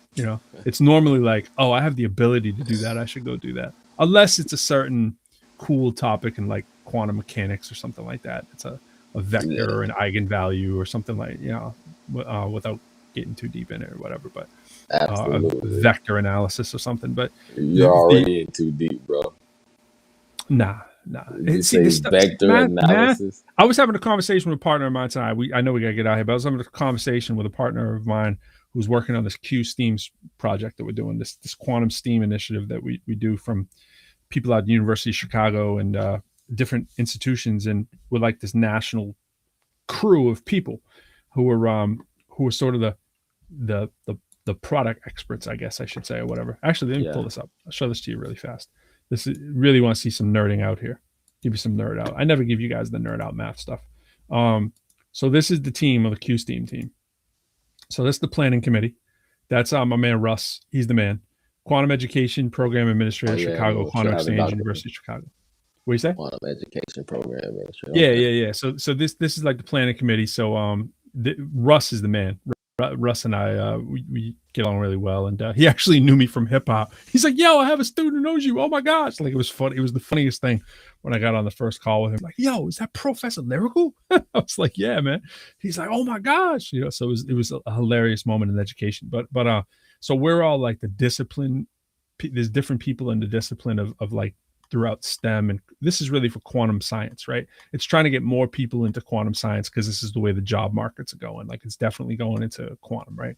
And so this is like, actually, he's at my university. He's the man, Kevin Finelli. He's a physics guy. So he's another one from my school. So most of these schools actually are places that either have a strong quantum program, or a lot of them are HBCUs actually that are involved in this. And the researchers that are there, there's me.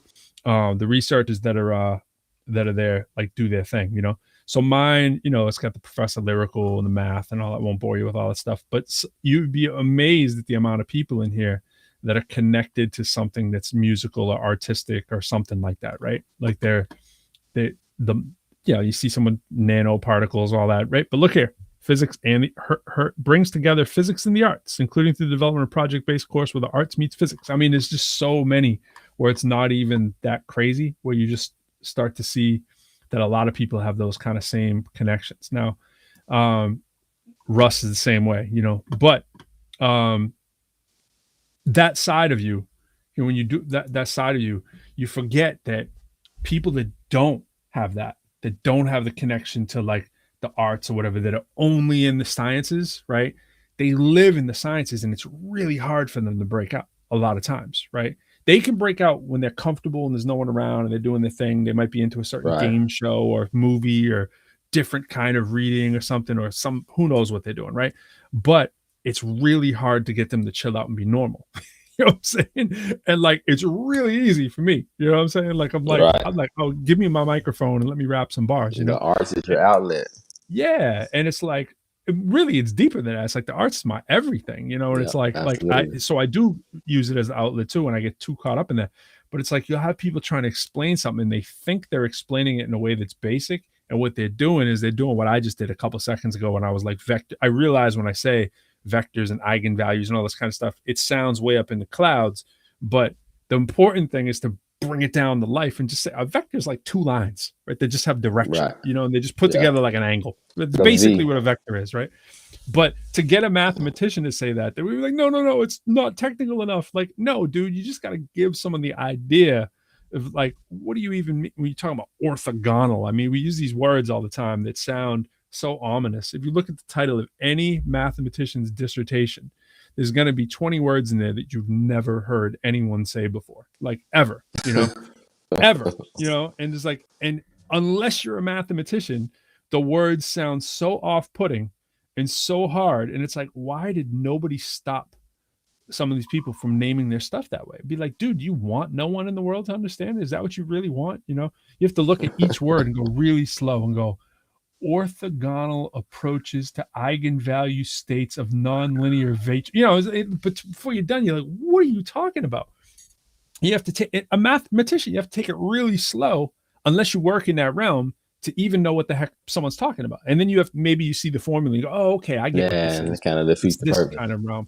Or it's the other way around. You know what the topic is, and you're not sure what the values are of the people using the formulas, because they might use. People love to use variables that no one else has used before. Like, they're going to use it in a different way. Like, we're going to use the Greek letter phi in a way it's never been classically used before. It kind of looks like a P with a line in it, kind of thing. And it's like, it's so mystical that no one will know what it is. We're going to throw it in the middle of our formula, and when it could have just been X. You know what I'm saying? It's like, and we're going to define it. Let's define phi as the ratio of blah, blah, blah to blah, blah, blah. And it's like, okay.